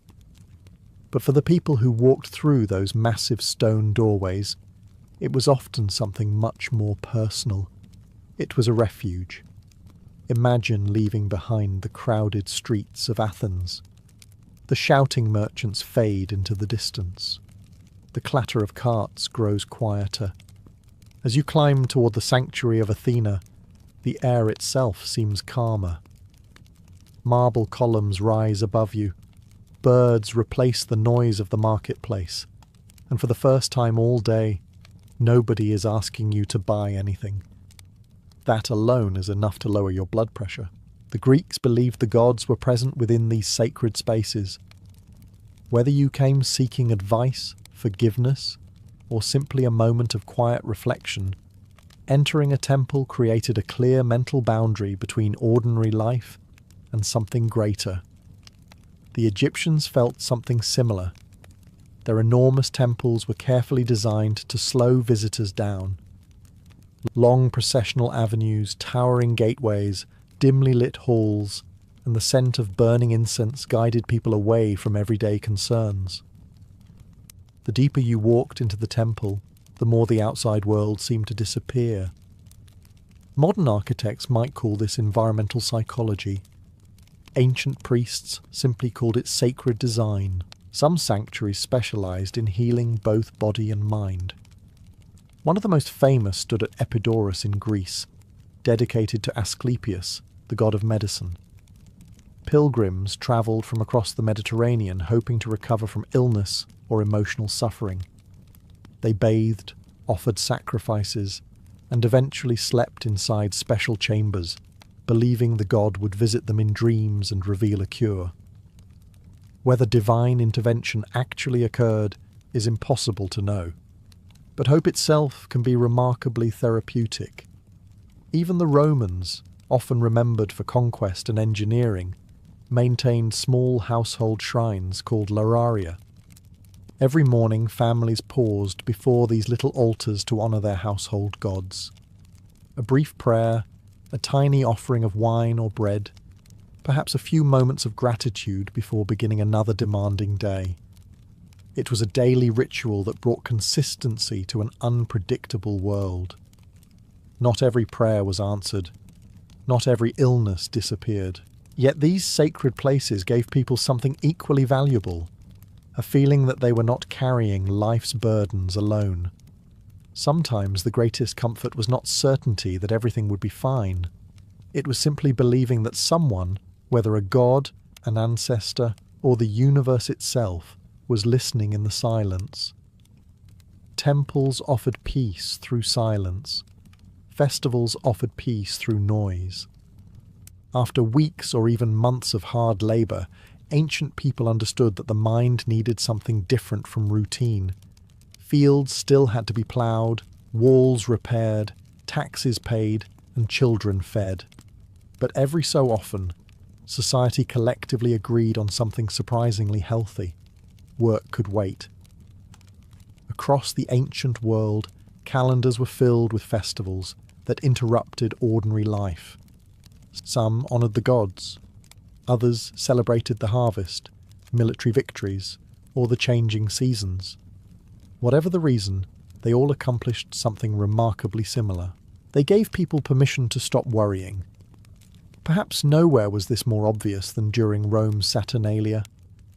Held each winter in honour of Saturn, the god of agriculture, Saturnalia turned Roman society upside down for several unforgettable days. Schools closed.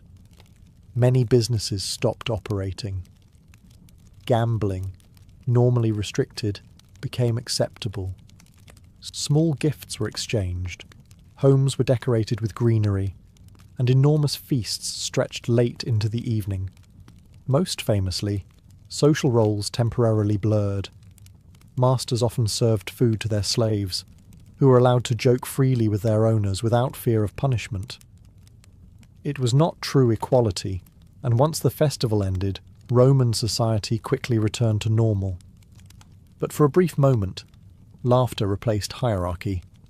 Even the strictest Roman might spend the day wearing a colourful cap instead of his usual serious expression. The Greeks found their own escape through festivals honouring Dionysus, the god of wine, theatre, and celebration. Thousands gathered to watch dramatic tragedies and outrageous comedies performed in enormous open-air theatres. They laughed together, cried together, and watched stories of heroes overcoming impossible hardships. Aristotle would later argue that tragedy produced catharsis, an emotional cleansing that allowed audiences to release fear and sorrow. In other words, ancient Greeks were discovering the therapeutic value of a really good performance. Egyptian festivals were equally vibrant. During celebrations like the Opet festival, sacred statues of the gods were carried through the streets in magnificent processions. Musicians filled the air with drums, harps, and flutes. Families shared food, dancers performed, and entire cities transformed into places of celebration rather than work. Modern psychologists often speak about the importance of breaking routine to prevent burnout. Ancient civilizations arrived at the same conclusion through experience. After months of responsibility, people needed moments that reminded them life contained more than obligations. Music, food, friends, laughter. The festivals eventually ended, of course. Farmers returned to their fields, merchants reopened their shops, and soldiers resumed their duties. But they returned, carrying something invisible, a lighter mind. Sometimes the most effective way to cope with stress was not solving every problem. It was setting those problems aside for a few precious days and remembering what joy felt like before facing them again. Once the music faded and the festivals came to an end, ancient people returned to ordinary life, carrying something almost as valuable as celebration itself: each other. Long before psychologists spoke about the importance of social support, people instinctively understood that worries became lighter when they were shared. They might not have used words like mental health or emotional resilience, but they recognized a simple truth. No one was meant to carry life's burdens alone. In ancient Greece, friendship was considered one of life's greatest treasures. Philosophers wrote extensively about it. Aristotle even argued that true friendship was essential for a good life, suggesting that wealth and power meant very little if you had nobody with whom to share them. That philosophy extended far beyond the classroom. The Greek symposium was one of the most important social traditions. After dinner, friends gathered to drink diluted wine, discuss politics, philosophy, poetry, music, or simply tell stories about their day. Some conversations became deeply intellectual. Others almost certainly ended with someone insisting they could sing much better after their fourth cup of wine. History suggests they usually could not. The point was never perfection, it was companionship. Rome developed similar customs. The evening meal, known as the cena, often became the social highlight of the day. Families reunited after work, while friends and neighbours gathered for long dinners that stretched well into the evening. Wealthy Romans hosted elaborate banquets, but even ordinary households found comfort in eating together. Sharing bread, olives, vegetables, cheese and conversation created something far greater than the meal itself. It created belonging. In smaller villages across Europe, the Middle East, and North Africa, life naturally encouraged daily interaction. Neighbours met while collecting water, grinding grain, tending animals, or working nearby fields. News spread quickly, but so did support. If someone fell ill or suffered a poor harvest, relatives and neighbours often stepped in to help. Community acted as a safety net long before governments attempted the same. Stories also became medicine. Around evening fires, grandparents passed down legends of heroes who endured impossible hardships, clever tricksters who escaped disaster, and ordinary people who found hope after tragedy. Listening to these tales reminded audiences that suffering was temporary, courage was possible, and others had survived difficult times before them. Modern therapists sometimes encourage people to talk through their problems. Ancient people often achieved something remarkably similar without realizing it. A shared meal, a trusted friend, a quiet conversation beneath the stars. None of these erased life's hardships, but they made those hardships feel less lonely. Sometimes the greatest comfort was not receiving perfect advice. It was simply hearing another voice say, "Sit down, eat with us. Tomorrow will be easier if we face it together." Good friends could lift your spirits. But sometimes the ancient world believed the best remedy was simply to get your body moving. Thousands of years before scientists discovered how exercise releases chemicals that improve mood, ancient civilizations had already noticed something surprisingly obvious. People who stayed active often handled life's difficulties better than those who remained idle. To the Greeks, physical fitness was about far more than preparing for war. Exercise was considered essential for a balanced life. Throughout Greece, cities built gymnasiums where citizens trained, wrestled, ran, threw javelins, and practiced discus. These were not merely sports facilities. They were social centres, schools, and places where philosophy often mixed with physical activity. A young man might spend the morning practicing wrestling before listening to a lecture on ethics or mathematics. The Greeks believed the body and mind developed together. A healthy body supported clear thinking. A disciplined routine strengthened character. Even philosophers appreciated a good walk. Aristotle famously taught while strolling with his students through shaded pathways, giving rise to the peripatetic school, whose members literally learned while walking. Conversation seemed to flow more naturally when the feet were moving as well. Modern research would probably approve. The Romans shared this appreciation for movement, although they approached it somewhat differently. Military training demanded incredible endurance. Legionaries marched astonishing distances carrying heavy equipment, built roads and camps after exhausting journeys, and drilled constantly with weapons heavier than those used in real combat.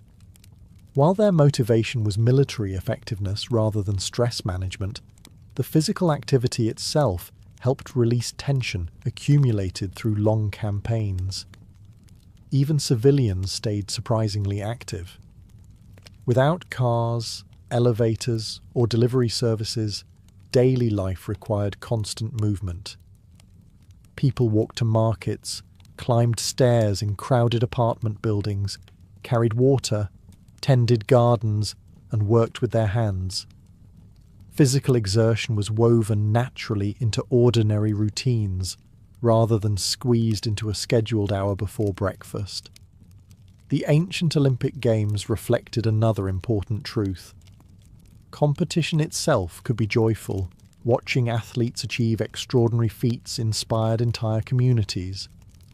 Victories brought celebration, admiration, and a shared sense of pride that extended far beyond the individual competitor. Of course, not every workout looked graceful. Some beginner wrestlers undoubtedly discovered muscles they never knew existed. Others probably learned that confidence alone does very little against an opponent twice your size. Certain lessons never change. Today, doctors recommend walking, running, swimming, or lifting weights to reduce stress and improve emotional well-being. Ancient people would not have understood words like endorphins or serotonin. But after a long walk beneath olive trees, a vigorous wrestling match, or an afternoon working in the fields, they recognized the feeling immediately. The world itself had not become any easier. Yet somehow, they had become stronger, calmer, and more prepared to face it. Exercise strengthened the body, but ancient people also discovered another remedy that required far less effort. Sometimes the best way to quiet a restless mind was simply to step away from the crowd. Cities like Rome, Athens, Alexandria, and Babylon were anything but peaceful. Streets echoed with shouting merchants, clattering carts, barking dogs, hammering blacksmiths, and endless conversations. Markets overflowed with people, while political debates could become so heated that keeping a safe distance occasionally seemed like an excellent survival strategy. Even 2,000 years ago, people needed a break from the noise. The wealthy Romans often escaped to country villas whenever they could. These estates were not simply symbols of luxury. They offered something many city dwellers desperately craved: silence. Surrounded by vineyards, olive groves, gardens, and flowing streams, visitors could read, walk, fish, or simply sit beneath the shade of towering trees. Writers like Pliny the Younger described the deep satisfaction of leaving Rome behind for a few peaceful days, where the only urgent decision involved choosing whether to stroll through the orchard before or after lunch. It was a remarkably healthy dilemma. The Greeks found comfort in nature as well. Sacred groves surrounded many temples, and philosophers frequently held discussions outdoors instead of inside buildings. Plato's Academy was famous for its shaded gardens, where students learned while birds sang overhead and gentle breezes cooled the afternoon air. Learning, they believed, was easier when the mind felt relaxed. The ancient Chinese reached similar conclusions. Taoist thinkers encouraged people to observe rivers, mountains, forests, and changing seasons. Nature represented balance. A flowing stream did not fight every obstacle. It simply moved around it. Watching the natural world reminded people that constant struggle was not always the wisest response to life's difficulties. Music also played an important role. Greek philosophers believed certain melodies could influence emotions and restore inner harmony. Pythagoras argued that music reflected mathematical order within the universe itself. Whether performed on a lyre, flute, harp, or simple reed pipe, Music was thought to calm the soul as much as it entertained the ear. Even soldiers marching home from distant campaigns often sang together, easing exhaustion one verse at a time. Today, many people take walks in parks, listen to calming playlists, or spend weekends hiking through forests to escape daily pressures. Ancient people would have recognized the impulse immediately. They may not have spoken about reducing cortisol levels or practicing mindfulness. Instead, they simply understood that the mind, much like the body, occasionally needed fresh air, beautiful sounds, and moments when absolutely nothing important was expected of it. Sometimes, healing began with something as simple as sitting beneath a tree and allowing the world to slow down for a little while. Nature offered an escape from stress. Eventually, though, everyone had to return home. That was when another ancient coping strategy quietly took over: routine. Life in the ancient world was unpredictable. Crops failed, diseases appeared without warning, armies marched across borders, ships vanished at sea. One bad harvest could undo years of hard work. Against so much uncertainty, people found comfort in the few things they could control. How they began the day, how they ended it. The small rituals repeated over and over until they became anchors in an otherwise uncertain world. For many Romans, the morning started at the household shrine. Nearly every family, rich or poor, honoured the Lares and Penates, the guardian spirits believed to protect the home. A small offering of wine, a piece of bread, or a brief prayer took only moments, but it marked the transition from sleep to work. Before facing clients, business deals, or political arguments, families paused together in a familiar routine that had been repeated by generations before them. It created stability. The Greeks had similar habits. Many households lit lamps at sunset, offered thanks to Hestia, goddess of the hearth, and gathered around the evening fire before bed. The glowing hearth represented warmth, safety, and family. No matter what chaos unfolded beyond the front door, the fire reminded everyone that home remained a place of protection. Even bedtime itself followed surprisingly regular patterns. Without electric lighting, most people naturally aligned their schedules with the sun. They rose shortly after dawn, and often went to bed not long after darkness settled. During the hottest months, especially around the Mediterranean, many also rested during the afternoon, when the blazing sun made heavy work exhausting. The body recovered because it was allowed to. Sleep, however, was never guaranteed. Ancient writers occasionally described insomnia, nightmares, and anxious thoughts. Roman philosopher Seneca admitted that worry could keep even the wealthiest person awake. The physician Galen advised patients suffering from restlessness to avoid overeating, maintain regular habits, exercise moderately, and spend time in calm surroundings. His advice would not sound particularly out of place in a modern health magazine. People also found comfort in familiar evening rituals. Some read poetry aloud, others listened to music or family stories. Children heard the same legends repeated night after night, while older relatives reflected on the day's events. These predictable moments created a sense of order in lives that rarely felt fully under control. Today, experts often recommend consistent sleep schedules and calming bedtime routines to reduce stress. Ancient people arrived at the same conclusion through experience. They could not control tomorrow's harvest, the weather, or the decisions of kings, but they could light the evening lamp, gather around the fire, say a familiar prayer, and go to bed believing that, whatever tomorrow brought, they would meet it one day at a time. Temples offered hope, festivals brought joy, friends shared your burdens. But there was one ancient method of coping with stress that asked an entirely different question.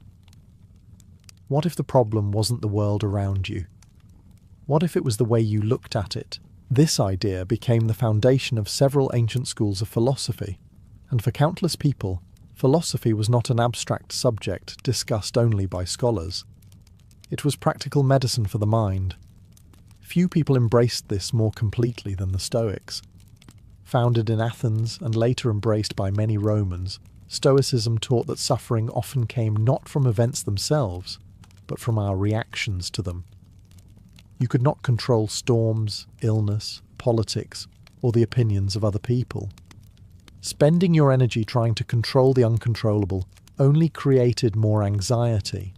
Instead, focus on what belongs to you, your choices, your actions, your character.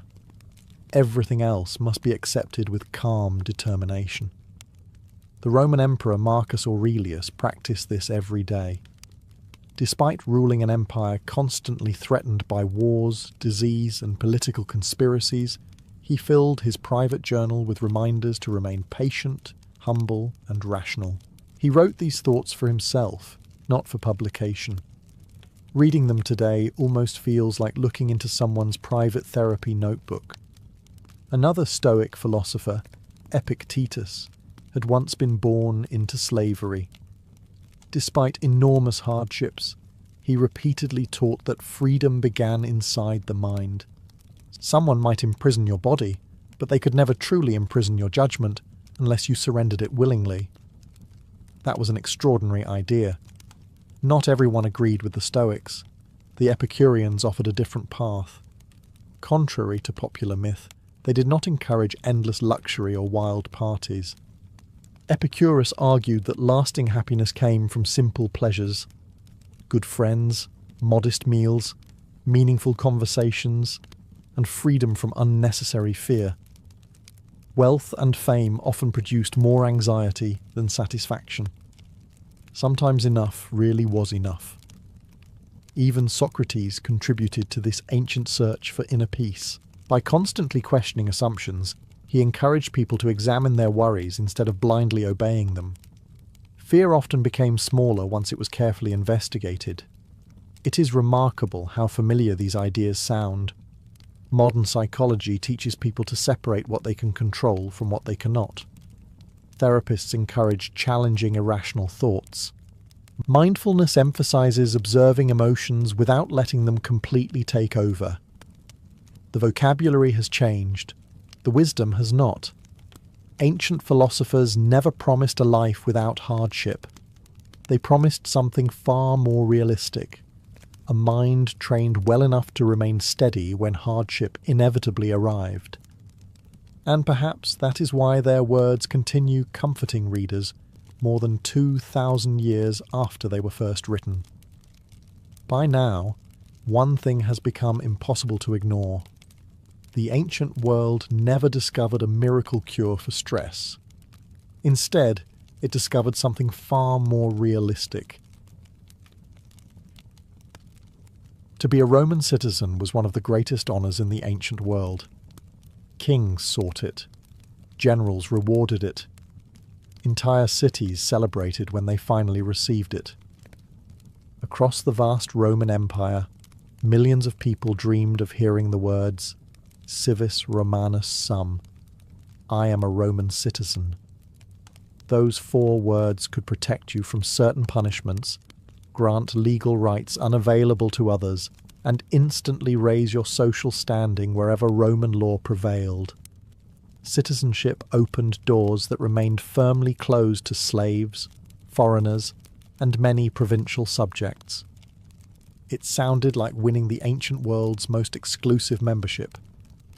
But like many prestigious memberships, it came with a rather demanding list of conditions. Being a Roman citizen was not simply about enjoying privileges. It was about carrying expectations every single day. Imagine waking up in Rome as an ordinary citizen. Before breakfast, your responsibilities have already begun. You must protect your family's reputation, earn an honest living, obey Roman law, participate in civic life when required, maintain relationships with patrons and clients, and ensure your children grow into respectable members of society. If your family owns property, there are financial obligations to meet. If Rome calls upon your generation to serve, military duty may await. If you seek public office, every decision will be judged by neighbours, rivals, and voters who rarely miss an opportunity to criticise. And if you bring shame upon your household, you are not the only one who suffers. Your parents feel it. Your children inherit it. Even your ancestors, whose names have been honoured for generations, seem to lose a little of their dignity. The Romans believed citizenship carried moral responsibilities as much as legal ones. A good citizen was expected to place the needs of the Republic, or later the Empire, ahead of personal comfort. Courage, discipline, loyalty, honesty and respect for family were not simply admired qualities. They were considered essential duties. Of course, living up to those ideals proved rather more difficult than reciting them. Roman streets were filled with ambitious politicians chasing power, merchants chasing wealth, soldiers chasing glory, and ordinary citizens simply trying to avoid bankruptcy before the next tax collector appeared. Human nature, it turns out, has always been wonderfully complicated. The Romans proudly claimed that citizenship distinguished them from the rest of the world. In many ways, it did. But behind the legal protections and public prestige stood something far less glamorous. A lifetime spent balancing rights with responsibilities, personal ambition with public duty, and individual happiness with the constant pressure of living up to the name of Rome itself. For a Roman citizen, wearing that title was an honour.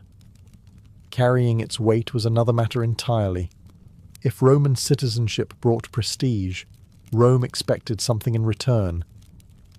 The empire was not held together by marble temples or magnificent legions alone. It was held together by millions of ordinary citizens doing what Rome expected them to do. Every citizen owed the state something. Sometimes it was money, sometimes it was labour, sometimes it was loyalty, and occasionally it was all three at once.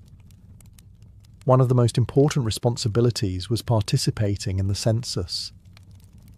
Every few years, Roman officials known as censors recorded citizens, their families, their property, and their wealth. At first glance, it may have looked like little more than ancient paperwork. In reality, it determined much of your life, your social class, your political influence, your military obligations, even the amount you contributed to the state.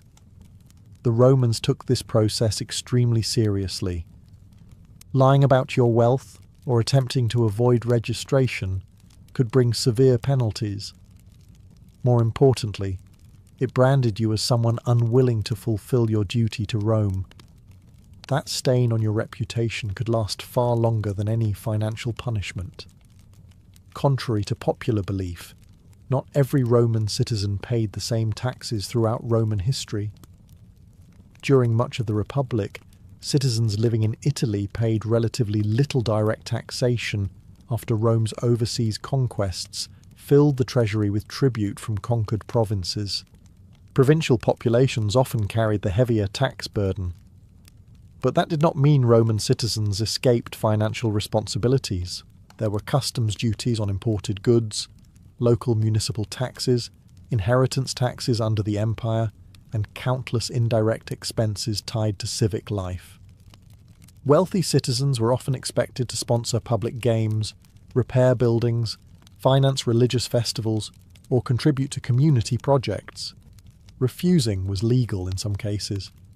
Doing so enthusiastically damaged your standing far more effectively than any official fine. The richer you became, the more society expected from you. Public generosity became a form of unwritten taxation. If your hometown needed a new fountain, wealthy citizens often paid for it. If an amphitheatre required repairs, influential families stepped forward. If games were organised, someone had to finance the entertainment. These acts earned admiration, political influence, and lasting prestige. They also emptied plenty of purses. For ordinary citizens, daily obligations never seemed to end. Markets had rules to follow, contracts had to be honoured, military equipment might need maintaining. Neighbourhood associations collected contributions for religious ceremonies and local events. Rome rewarded responsibility. It also noticed neglect. Being a Roman citizen meant living with the understanding that your relationship with the state was never one-sided. Rome protected your rights, enforced your contracts, and recognised your status. In return, Rome expected you to contribute to the machine that made all of those privileges possible. Citizenship, in Roman eyes, was never something you simply possessed. It was something you continually earned through duty. Paying taxes was one obligation. Being asked to fight for Rome was another entirely. For much of Roman history, citizenship and military service went hand in hand. If the Republic needed soldiers, eligible citizens were expected to answer the call. There was no convenient way to pretend you had suddenly become unavailable. "Sorry, I already have plans this weekend," was unlikely to impress a Roman consul preparing for war. Rome believed that the rights of citizenship had to be defended by the citizens themselves. In the early Republic, military service was not a profession. It was a duty. Farmers left their fields, craftsmen closed their workshops, and merchants put aside their business to join the army. Campaigns often began in the spring and ended before winter, allowing soldiers to return home in time for the harvest. At least that was the plan. Wars have a remarkable habit of ignoring schedules. As Rome expanded across Italy and then the Mediterranean, campaigns grew longer. A war against Carthage or a rebellion in Spain could last for years. Every additional season spent away from home meant neglected farms, struggling businesses, and anxious families wondering whether their husbands, fathers, or sons would ever return. Victory brought glory, but glory did not weed the fields, nor did it repair a leaking roof or help raise young children. Military service demanded enormous personal sacrifice long before a soldier ever reached the battlefield. The equipment itself often represented a significant investment. In the Republic, many citizens were expected to provide their own armour and weapons according to their wealth. Those with greater means served as heavily armed infantry, while poorer citizens fought with lighter equipment or supported the army in other ways. Even before the first sword was drawn, serving Rome could be expensive. Then came the reforms of Gaius Marius in the late 2nd century before Christ. The army gradually became professional. The state supplied equipment, and soldiers served for long periods, often around 16 to 20 years, and eventually even longer under the empire. Military service became a career rather than a temporary civic obligation. That solved some problems. It created others. A young man might spend decades stationed in distant provinces like Britain, Syria, or the Rhine frontier. He would miss weddings, funerals, births, and countless ordinary moments that quietly shape a family. Letters travelled slowly, if they arrived at all. Every knock at the door could bring welcome news or devastating loss. Yet, despite the hardship, countless Roman citizens served willingly, because they believed that protecting Rome meant protecting their own homes. The empire's borders were not simply lines on a map. They were the distant walls defending every family, every farm, and every citizen who slept peacefully because someone else stood watch through the night. Serving Rome demanded courage, but surviving the battlefield was only half the challenge. Once you returned home, another battle awaited, protecting your family's honour. To a Roman citizen, reputation was not something you owned alone. It belonged to your entire family. Every action, every business deal, every marriage, every public argument, and every careless decision reflected upon parents, siblings, children, and even ancestors who had been dead for generations. You were never simply representing yourself. You were carrying your family's name everywhere you went. The Romans had several words for this idea. Dignitas referred to the respect and personal prestige someone earned through honourable conduct and public achievement. Existimatio described a person's standing in society, the way others judged their character and trustworthiness. Neither could be purchased. Both could be lost surprisingly quickly.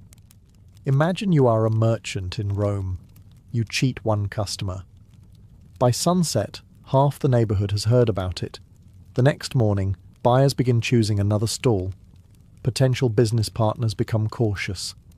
A family arranging a marriage for their daughter quietly decides your household is no longer respectable enough. Your mistake has spread far beyond your own wallet. The Romans never underestimated the speed of gossip. Public opinion mattered enormously because so much of Roman life depended on trust. Contracts were often sealed with witnesses rather than endless paperwork. Loans relied upon confidence. Political careers depended on reputation. Military promotions rewarded proven character as much as bravery. If people stopped believing your word, rebuilding that confidence could take years. For aristocratic families, the pressure became even greater.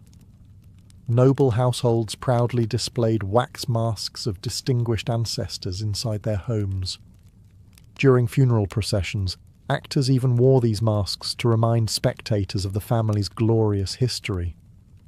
Imagine walking past portraits of ancestors who had served as consuls, victorious generals, or celebrated statesmen every single day. That creates rather high expectations. Failure did not feel private. It felt like disappointing centuries of family history. Marriage carried similar pressure. Choosing a spouse was rarely viewed as a purely romantic decision. Families considered wealth, political alliances, reputation, and social standing. A careless marriage could damage relationships carefully built over generations. Love certainly existed, but practical considerations usually received an invitation to the wedding as well. Even children learned these lessons early. Roman parents constantly reminded their sons and daughters that their behaviour reflected upon the entire household. Good manners, discipline, honesty, and self-control were not simply personal virtues. They protected the family's good name. Because once honour was damaged, recovering it proved far more difficult than earning money or rebuilding a house. In Rome, fortunes could disappear and be made again. Political careers could recover. Even cities destroyed by war could be rebuilt. But a tarnished reputation often proved to be the hardest thing of all to restore. Protecting your family's honour was difficult enough. The problem was that Rome never allowed you to stop competing. From the moment you entered adult life, you were measured against everyone around you. Your neighbours noticed how successful your business became. Your relatives compared your career to that of your cousins. Your patrons judged your loyalty. Your clients judged your generosity. Even complete strangers felt perfectly entitled to have an opinion about how well you were living your life. In Rome, success was rarely private. Neither was failure. Ambition sat at the very heart of Roman culture. The Republic, and later the Empire, rewarded citizens who distinguished themselves through military victories, political service, business success, or public generosity. Every achievement increased your standing. Every setback risked becoming tomorrow's conversation at the baths. For wealthy Romans, the competition was relentless. Young aristocrats dreamed of climbing the cursus honorum, the traditional ladder of public office. They hoped to become quaestors, praetors, and perhaps, if fortune smiled upon them, consuls. But these positions were fiercely contested. Winning required money, influential friends, persuasive speeches, and years of careful networking. Losing happened in front of everyone. Imagine spending years building your reputation, financing public games, greeting voters every morning, and delivering speeches throughout the forum, only to watch another candidate receive the victory. There was no quiet acceptance speech. There was simply the long walk home while the city already discussed why you had failed. For ordinary citizens, life offered different contests. Merchants competed for customers, lawyers competed for clients, craftsmen competed for contracts. Every marketplace became a silent battlefield where reputation determined who prospered and who struggled. The pressure to appear successful could become overwhelming. Roman writers frequently warned against excessive luxury and endless displays of wealth.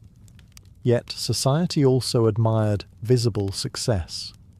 A fine house, elegant clothing, educated children, and well-hosted dinners all announced that you were thriving. Keeping up appearances became a responsibility in itself. It is hardly surprising that some citizens borrowed money they could barely repay simply to maintain their social standing. Appearances mattered, perhaps more than they should have. Even philosophers noticed the problem. Seneca repeatedly warned that many Romans exhausted themselves chasing public approval instead of genuine happiness. He observed that people often feared criticism more than poverty itself, allowing the opinions of strangers to control their peace of mind. His words remain surprisingly modern. Because while Rome lacked newspapers, television, or social media, it possessed something just as powerful: an audience. And every Roman citizen lived much of their life on that stage, hoping for applause, fearing embarrassment, and quietly wondering whether everyone else had somehow become more successful than they had. Competing with your fellow citizens was exhausting. The trouble was, you could rarely escape their attention. Rome was not a place where you could quietly disappear for a few days and hope nobody noticed. Whether you lived in a bustling city or a smaller provincial town, someone was almost always watching. Your neighbours, your clients, your patrons, your rivals, sometimes even complete strangers who simply enjoyed minding other people's business. Privacy, at least as we understand it today, barely existed. Take a walk through the streets of Rome.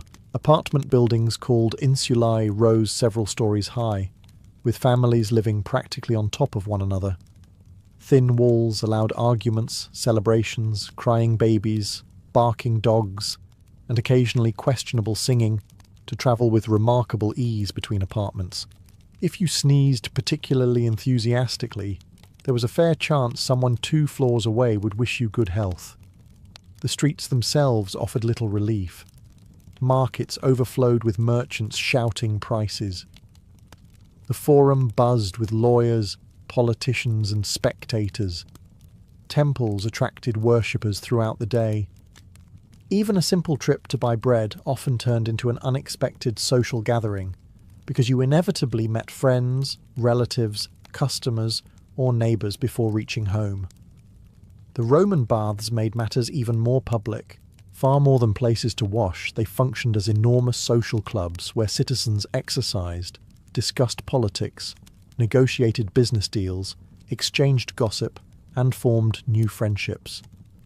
Rich and poor mingled in surprisingly close quarters. If people wanted to know what was happening in the city, they often learned it while soaking in warm water. It was difficult to keep secrets when everyone relaxed together every afternoon. Public ceremonies created even more opportunities to be seen. Religious festivals, triumphal processions, funerals, elections, gladiatorial games, theatrical performances. Attendance mattered. Your absence might be noticed just as much as your presence. Were you avoiding someone? Had your family fallen into financial trouble? Were you ill, or simply unfashionably late? Someone would almost certainly invent an explanation. The Romans even had a saying that reputation travelled faster than truth. They understood that once gossip escaped into the streets, Calling it back was almost impossible. This constant visibility encouraged good behaviour in many cases. People honoured contracts because others were watching. Parents disciplined children because the neighbourhood noticed. Merchants maintained fair dealing because customers remembered. But living under permanent observation also carried a cost. Every mistake became public. Every embarrassment found an audience. Every awkward moment risked becoming tomorrow's entertainment. For a Roman citizen, the hardest judge was not always the law. Sometimes it was simply the crowd, quietly watching, forming opinions, and remembering far more than you wished they would. Living under the watchful eyes of Roman society was exhausting, but the greatest pressure often waited behind your own front door. Because being a Roman citizen did not simply mean taking care of yourself. It meant carrying the future of your entire family. In Roman society, the family was the foundation of everything. Before there was loyalty to a political party or even to the emperor, there was loyalty to the household. Every generation was expected to leave the family stronger than they had found it. That was easier said than done. At the centre of the Roman home stood the paterfamilias, the male head of the household. His authority was immense. He managed family finances, arranged marriages, oversaw property, directed religious rituals within the home, and made decisions that affected everyone living under his roof. It was an extraordinary amount of responsibility. A wise father could guide several generations toward prosperity. A foolish one could ruin decades of hard work with a handful of poor decisions. Every Roman parent worried about their children. Would their sons become honourable citizens? Would they earn respect instead of disgrace? Would their daughters marry into good families? Would the family name continue to be spoken with admiration? These questions occupied Roman households constantly. Education became part of that responsibility. Boys learned reading, writing, law, and public speaking if their families could afford it. They also learned discipline, respect for tradition, and the importance of keeping one's word. Fathers often reminded their sons that they were not merely preparing for a career. They were preparing to represent generations of ancestors. Daughters carried enormous expectations as well. They were expected to manage households efficiently, raise children, maintain family relationships, and contribute to the honour of both the family they were born into and the one they married. Marriage was rarely viewed as the end of responsibility. It simply transferred much of it elsewhere. Financial pressure never disappeared either. A poor harvest, a failed business venture, or an unexpected illness could threaten an entire household. There were elderly parents to support, young children to feed, slaves or workers to supervise if the family owned them, and property that required constant maintenance. Someone always depended on you. Roman writers frequently praised the citizen who sacrificed personal comfort for the good of his family, buying fewer luxuries to educate a son, working longer hours to provide a better dowry for a daughter, putting aside personal ambition to care for aging parents. These acts rarely earned triumphal processions through the forum, yet they formed the quiet backbone of Roman society. Perhaps that was the heaviest burden of Roman citizenship. No matter how tired, discouraged, or overwhelmed you felt, someone at home was relying on your strength, and tomorrow morning you were expected to rise and carry that responsibility all over again. By this point, Roman citizenship may sound less like a privilege and more like a full-time occupation. You paid your dues. You protected your family's honour. You competed with your neighbours. You lived beneath constant public scrutiny. You accepted responsibilities that often mattered more than your own comfort. So why did people still desperately want to become Roman citizens? Because despite all its pressures, Roman citizenship offered something almost priceless: security. In a world where kingdoms rose and fell with alarming regularity, Roman law provided stability that much of the ancient world could only envy. A Roman citizen possessed legal protections that non-citizens often lacked. If accused of a crime, a citizen had the right to a formal trial rather than immediate punishment. Under many circumstances, citizens could appeal serious legal decisions to higher authorities. Certain brutal penalties commonly inflicted upon slaves or foreigners, such as crucifixion, were generally forbidden for Roman citizens. Those rights could mean the difference between life and death. Merchants appreciated citizenship for another reason. The Roman Empire stretched from Britain to Syria, from the Rhine to North Africa. Roads, ports, laws, and a common currency allowed citizens to travel and conduct business across enormous distances with remarkable confidence. A trader from southern Italy could negotiate contracts in Gaul or Asia Minor, knowing that Roman law recognized his status. Opportunities expanded alongside the empire itself. Citizenship also opened political doors. Even if only a small minority ever reached high office, every Roman citizen theoretically belonged to the political community. Voting assemblies, public debates, military honours, and civic ceremonies reinforced the idea that citizens were partners in the Roman state, not merely subjects living beneath it. That sense of belonging mattered deeply. Perhaps nothing demonstrates this better than the reaction of those who finally received citizenship.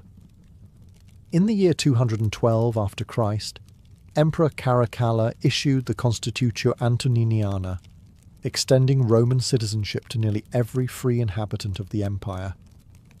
Historians still debate his motives.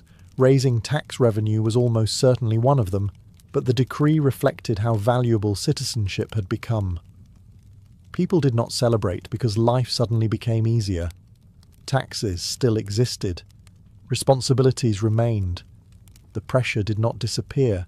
Instead, millions gained something they had long desired: official membership in the most powerful political community of its age. That is perhaps the greatest paradox of Roman citizenship. The heavier its responsibilities became, the more valuable the title seemed. Because the Romans believed an honour earned through duty carried far greater meaning than one handed out freely. To them, citizenship was never simply a collection of legal rights. It was an identity,